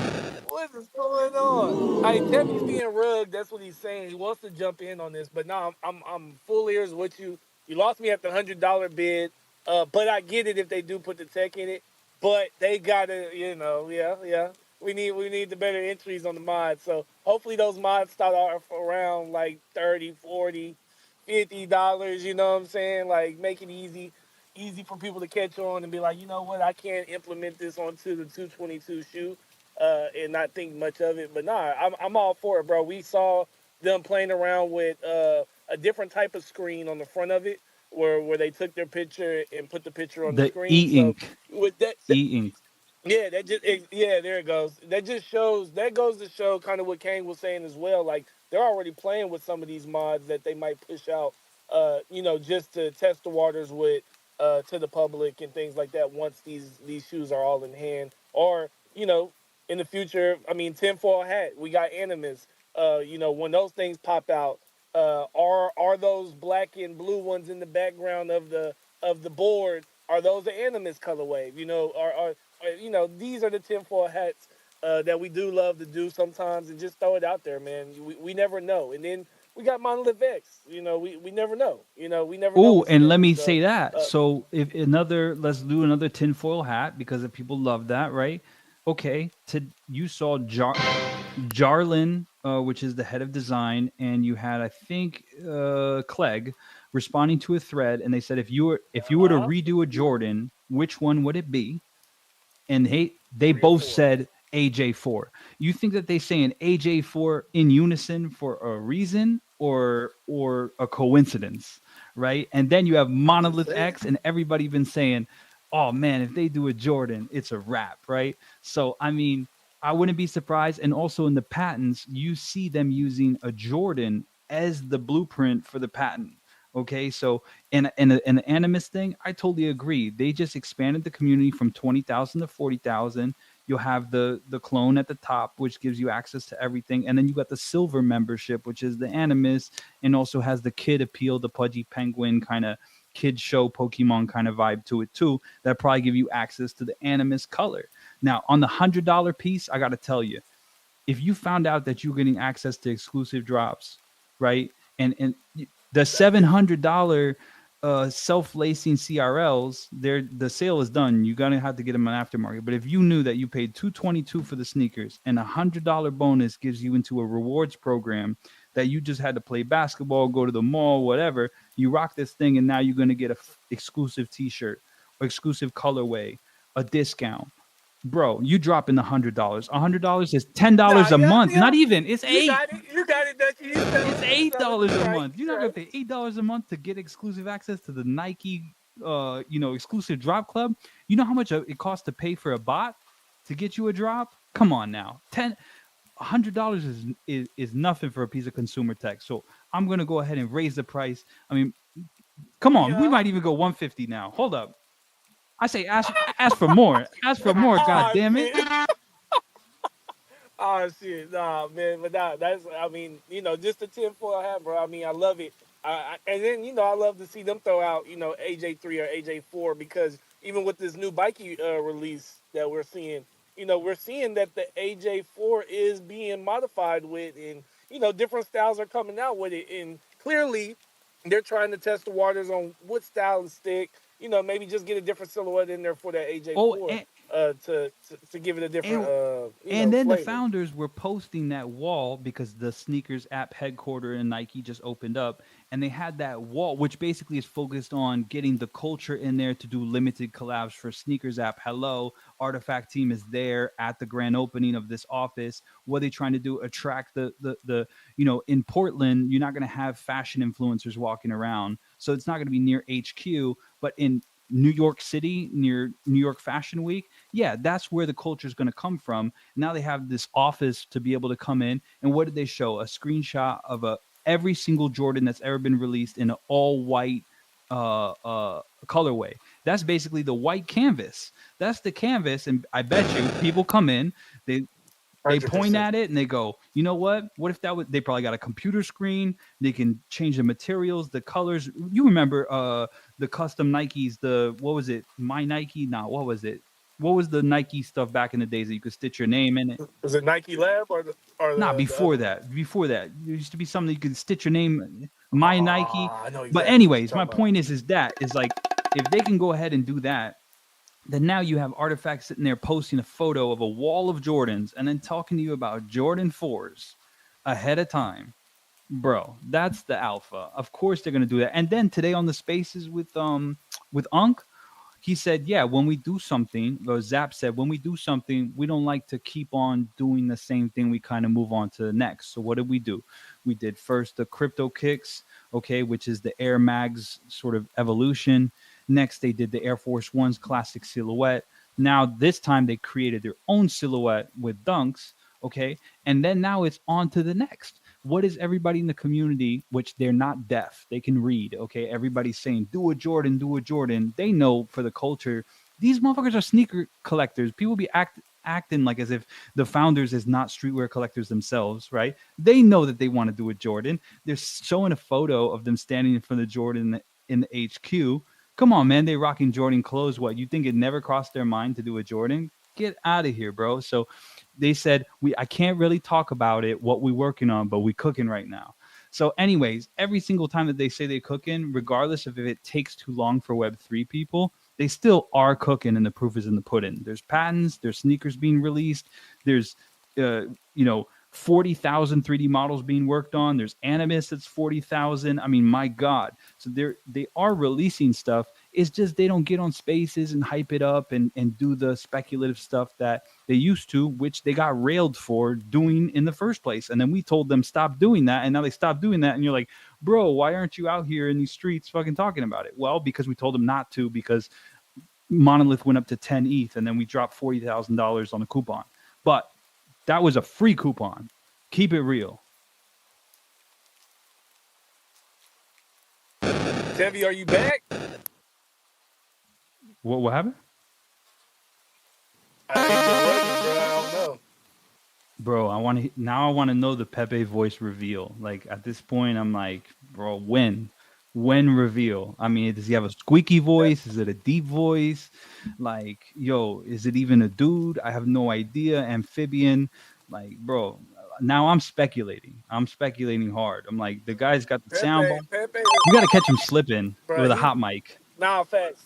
He the type that get on here with a Morgan Freeman soundbite and play that shit. Like, I mean, he ain't never gonna reveal the He's gonna voice. talk with one of those like you hit the button and it says different words to make a sentence, and then probably later he'll get like a vocalizer that's like a AI voice, or like he'll sound like you said, like Morgan Freeman, like a celebrity. I thought you were gonna say maybe his voice sounds like Morgan Freeman, which now I'm thinking about it. I'm like, yo, is it like this smooth, buttery, sort of deep voice? Is it like, is he like 12 years old and he hasn't even hit puberty yet? Like, I don't even know. We know he's messing with the meme coins, and Yeah, he might have a Snow voice. RP Snow, Hunger Games, man. I just seen that on my timeline. It's crazy. He's gonna be like a Web3 Stephen Hawking, man, with the whole voice buttons and everything. Bro, exactly. He's gonna remain anonymous, but on Twitter Spaces daily. That's gonna be insane, bro. You're witnessing something right now. Oh man. So Kang, how many podcasts do you do per year? Because I mean, you kind of got the buttery smooth kind of podcast host kind of voice going on there. Oh man, I used to do YouTube videos, right? I used to do like how-to videos. I knew it. So I knew it. You're too media trained. I could tell. yeah, I used to do training as well. So speaking was one of the things that I've learned through my previous, job as a technical trainer.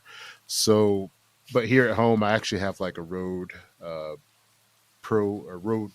Caster Pro board, as well as like a Rode mic, and also got like cinema mics or cinema cameras as well. So um, eventually, I'm gonna get back into making more YouTube videos, getting more content on TikTok past just trolling people and just talking smack, and getting serious about things again. Especially like on the Web3, front. I might just start like a separate account for it. But Well, I know a topic that you seem to be a little bit passionate about, and if you needed like a starter subject to get your feet wet and kind of back into content creation, it sounds like you got a subject that needs to be articulated in the way that you see it. And so, if you need any of us to kind of help you fill out or build that up, I mean, wouldn't mind hearing the buttery smooth voice with some nice visuals, some 3D renders of all this stuff going on, and the breakdown of all the things that people are not yet understanding, because it sounds like you are passionate about the topic and educated in it. So making that content is gold. You know what I mean? So y'all got the community to lean on if you need to kind of gather some facts, historical facts, or vet the script. But I think that's a good first step. I think I'm gonna pressure you into dropping that artifact video as the first one back. The Guess Who's Bizak video. hey, I'd be more than happy to. To be honest, I've always felt like a fraud because I'm not like a sneakerhead like you guys are. I just like cool stuff. I like cool toys. I don't know like the history of a lot of these sneakers out there. So you guys are speaking about that. I'm like, I don't know nothing about it. I just like my feet not to hurt.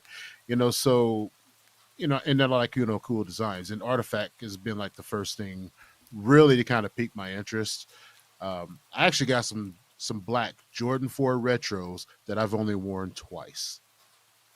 Damn, grails. Those are gonna be grails soon. Yeah. But here's the thing, though. You know what people like in content is authenticity, and so you shouldn't try to have imposter syndrome over you said like being a fraud or something like that. If you speak to your truth and you don't try to pretend to speak on things that you're not necessarily genuinely interested in, you say, hey, this is my take on it. People love that. They can detect fakeness, right? It's like someone who doesn't make eye contact with you and that kind of thing, right? So I think that whatever your truth is, if you make content about that, whether that be I love tech stuff and this is cool to me, or this helped me with accessibility, or whatever the truth is of what the reason why you care about it, then people will connect with that. It'll find its own audience. But that's, I think, a way to be motivated to create content because it's what you actually believe in and you're not faking the funk. And also it's a unique take, right? Today we tuned into Chrissy or Uncle Chris or whatever his name is to hear this traditional sneakerhead take, right? So that doesn't have to be your take, in my opinion.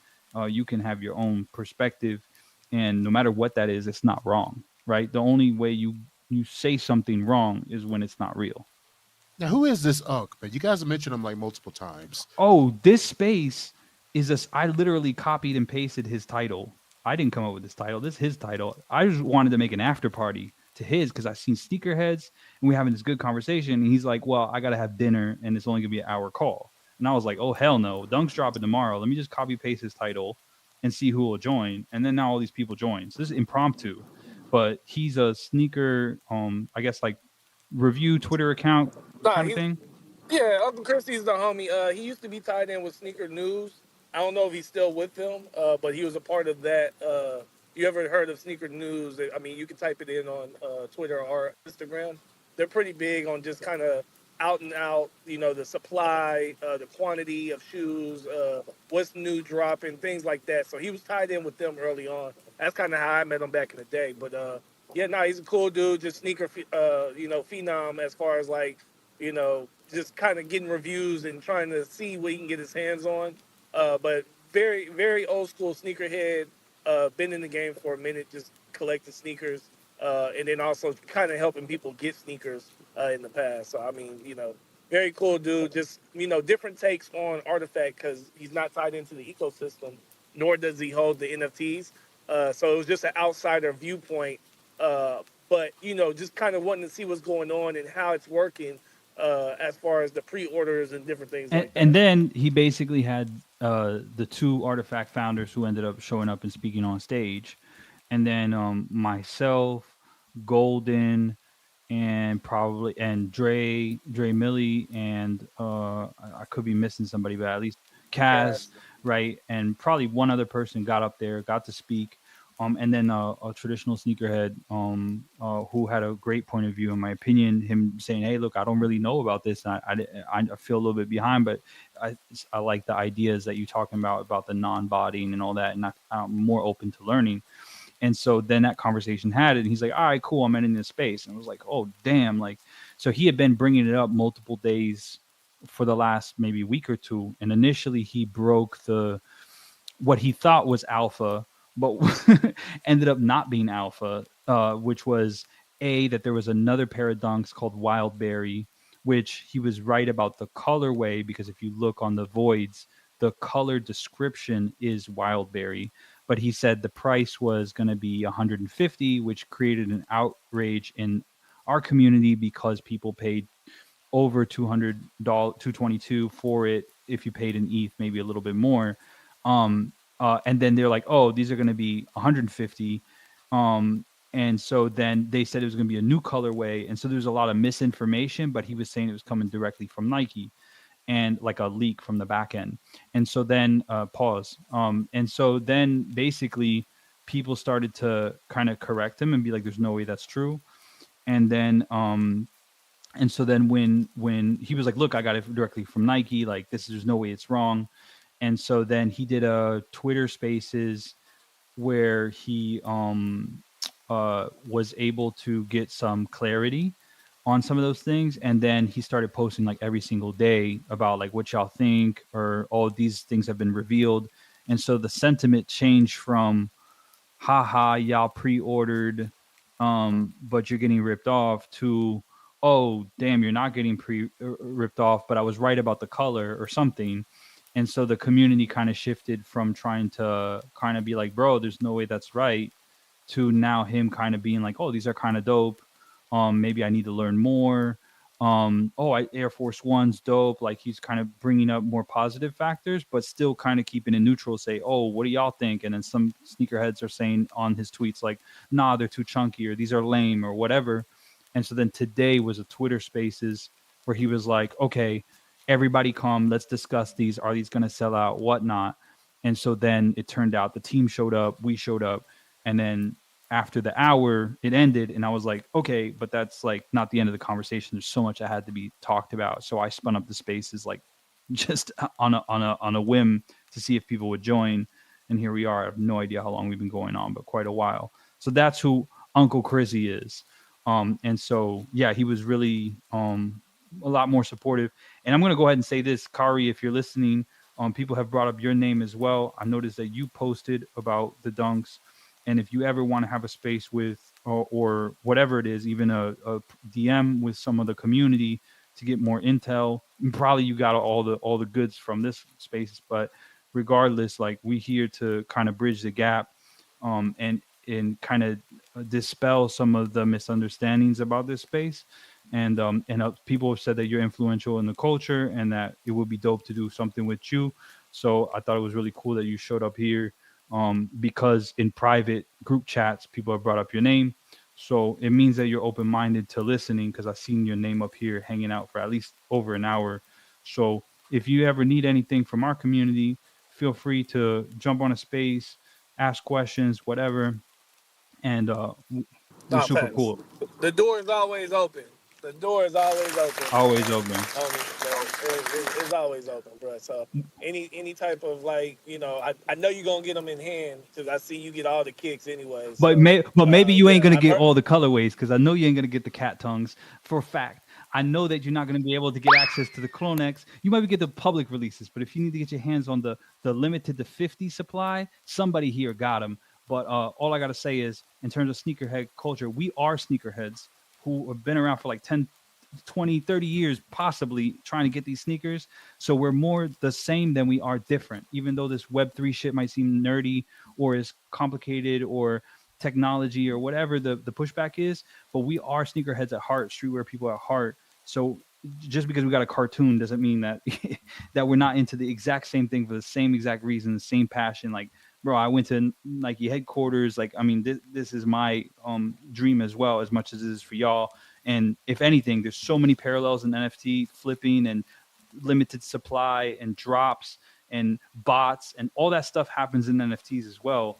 And that's why it attracts a lot of sneakerheads as well. And Artifact just happens to be the most for the culture type of brand for that. So yeah, I mean, there's a whole history of kicks before that. There's future stuff that's coming up. So yeah, there's a lot of information if you're willing to listen to any of our community members. So yeah, hit us up in the DM if you feel like it. If not, you know, this space was probably recorded. I might have not hit the record button. So if not, You did. I didn't. You didn't. Hey, but memory back. What's Bro. good, memory? Memory ain't back. What you talking about? What? That shit say speaker on What? mine.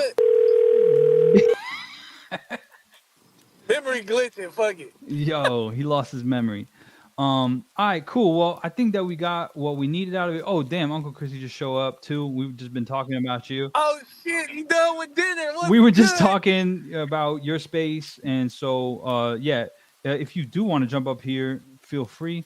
But if not, yo, Chrissy, I want to thank you for hosting that space. Everybody felt really good about the way you moderated it and kind of allow people to say their own viewpoint on it. And it's real easy to call this NFT is the most hated word on earth.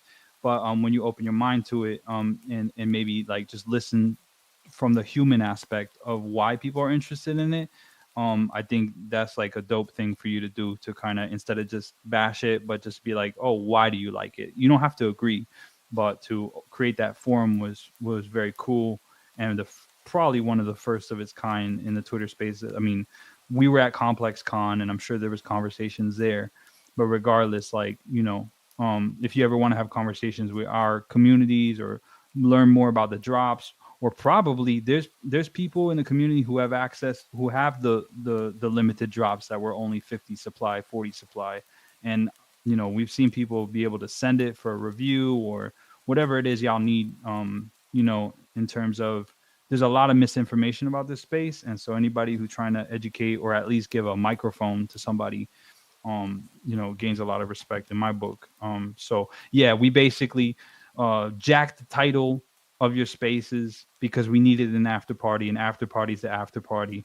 But now y'all ain't got to go home, but y'all got to get the fuck out of here, because for me, it is super late. I'm talking super late, like almost 3 a.m. Oh yeah, you're on the other Bro, side I'm on the other of the side of the world. world, so I'm tweaking right now. But yo, I appreciate everybody. Should we do this again? I don't know. Absolutely, man. I loved it. Actually, I liked you know, getting introduced to like a lot of members, learning about new people. I just followed Uncle Chrissy after you guys told me about him. Hopefully, he's got a TikTok, because that's where I'm trying to focus on, you know, increasing some of my influence there. So yeah, everybody in the room follow Kari too, because Hey, hold on. Let Chrissy up. Let Chrissy you up gotta real request quick. it. I'm gonna pressure him like that. You know what I mean? I mean, he could just ignore it anyways. He had to eat his dinner. He just hit me. He need to get up. He had to eat his get dinner up. though. He He's wanted still chewing. He's still chewing the food. He said he wanted to say some things, man. But all of us is that Kari's the one who's gonna bridge the gap next. I could feel it. I could feel the DM. I'm summoning it. All right. So he's gonna send a DM. He's like, all right, cool, let's talk. So everybody give Kari a follow in advance for the microphone that he's gonna open up for to kind of bridge that gap as well, because it's important to have that conversation. But maybe he'll wait to see if it sells out first. We'll see. But if you catch the L, keep it real. Post the L, so that way all the people who learned about NFTs get to feel good that they learned the tech. You caught the L with the bot. We caught the dub. Check your request, Dutchie, before you sign off. I know it's Nah, late. he didn't request, bro. I'm telling you. Look, invite. Bro, man, this space glitchy, bro. I'm seeing memory as a speaker. Nah, Tevi can't we're being speak. sabotaged. Oh This is live shit. sabotage. Hold up. I'm gonna do this real quick. Invite to speak. Invite to speak. Okay. See if it Let's does see if it. anything happens. I don't know. I think this is we getting Elon is sabotaging this at this point. Oh, Chrissy did DM me. Hold up. Wait a second here. See? Bro, what is See? this? Bro, what is See? this? Hold up. Hold See? up. Yeah. Golden, I'm gonna make you a Golden, I'm gonna make you a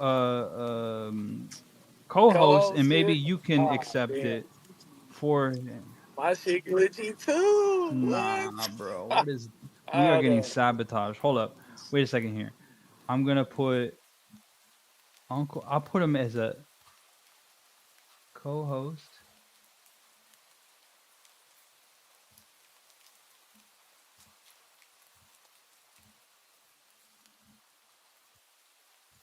I invited Golden to a co-host, Kari to a co-host, Uncle Chrissy to a co-host.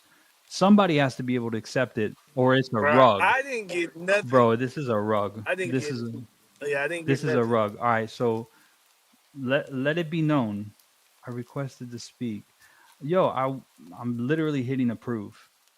Oh damn, I got all these DMs. Tevi, bring Tevi up. Oh damn. Oh man, I got all these DMs I didn't see. Oh man. Fumbled. Oh shit, we gonna have to spin up another one. Tevi, you gonna have Part to spin three. it. Part three. Hold up. No. Hold up. Invite speak. So you didn't receive right now a Hell no. No co-host, nothing. invite to co-host? Bro, this is a And I rug. see memory as a speaker still with his gun popping off, Bro, bro. and What you the know hell is what? going And I on? seen Tevi's hand raised the entire space. But if he's not if he's not a co-host, how does he have the hand emoji? It doesn't even make sense. This is the buggiest Twitter space I've ever been on. I look, let's do this. Okay, we're gonna turn this into an opportunity. Okay, so here goes. Tomorrow we're gonna spin up a Twitter Spaces. Chrissy, DM me. We're gonna start another Spaces, and you could clear up what is the part that you wanted to say. Kari, you're invited if you want to talk, and we'll do it again tomorrow. Because if I end it, everybody's gonna get rugged anyways. If I start another one, y'all might not find it. So it's 3 a.m. for me. But tomorrow, post drop, post L's when people are feeling in their feelings because they didn't catch the dub. Now let's talk, okay? But yo, boom, boom when they're in their feels. Nah, I'm kidding. Let's do another one tomorrow and then keep this one light. I cannot believe this was. I got a DM that says, "Can't believe this space isn't been recorded. You got to get this out to the rest of the community. Really enjoying your perspectives, bro. Yo, I appreciate that, yo. So really, let's do it again and tomorrow, and then and we'll fix the record. Memory will not be caught in the purgatory. Tevi will have his hand down because he's no longer a speaker. Um, and maybe Kari will join us. Maybe Chrissy will clear up the. So stay tuned for the next episode. So you see, you got to have some anticipation. That's how what we do in media. It's a good Cliffhanger, lord. the It's a good lord cliffhanger. right there. And you know what? I don't know if it's on purpose, but I'm gonna blame it on the bug. All right, the bug is the reason why we gotta do another Twitter Spaces. So tomorrow I'll tweet about when it's gonna be. And then yeah, anybody who wants to join, DM me, and we'll try it again. Post L's. Um, maybe we'll call it. I just caught an L on the artifact dunks. You got to throw a controversy in there. All right, brother. Thank you everybody for joining. I appreciate everyone's perspective. And keeping an open mind. I hope y'all enjoyed this impromptu, completely unplanned shit show of a spaces. And we'll catch y'all tomorrow. If you have any questions about anything at all that we said, DM anyone you see on stage. Most people are excited to talk about this stuff. So don't be a stranger. And we'll see you. Nah, I'm not gonna say in the metaverse. That's cringe. We'll see you in X or Twitter or whatever this thing is called nowadays. Glitchy ass Elon world. Appreciate y'all and have a good night. Next bat channel, next bat time. For sure. Peace.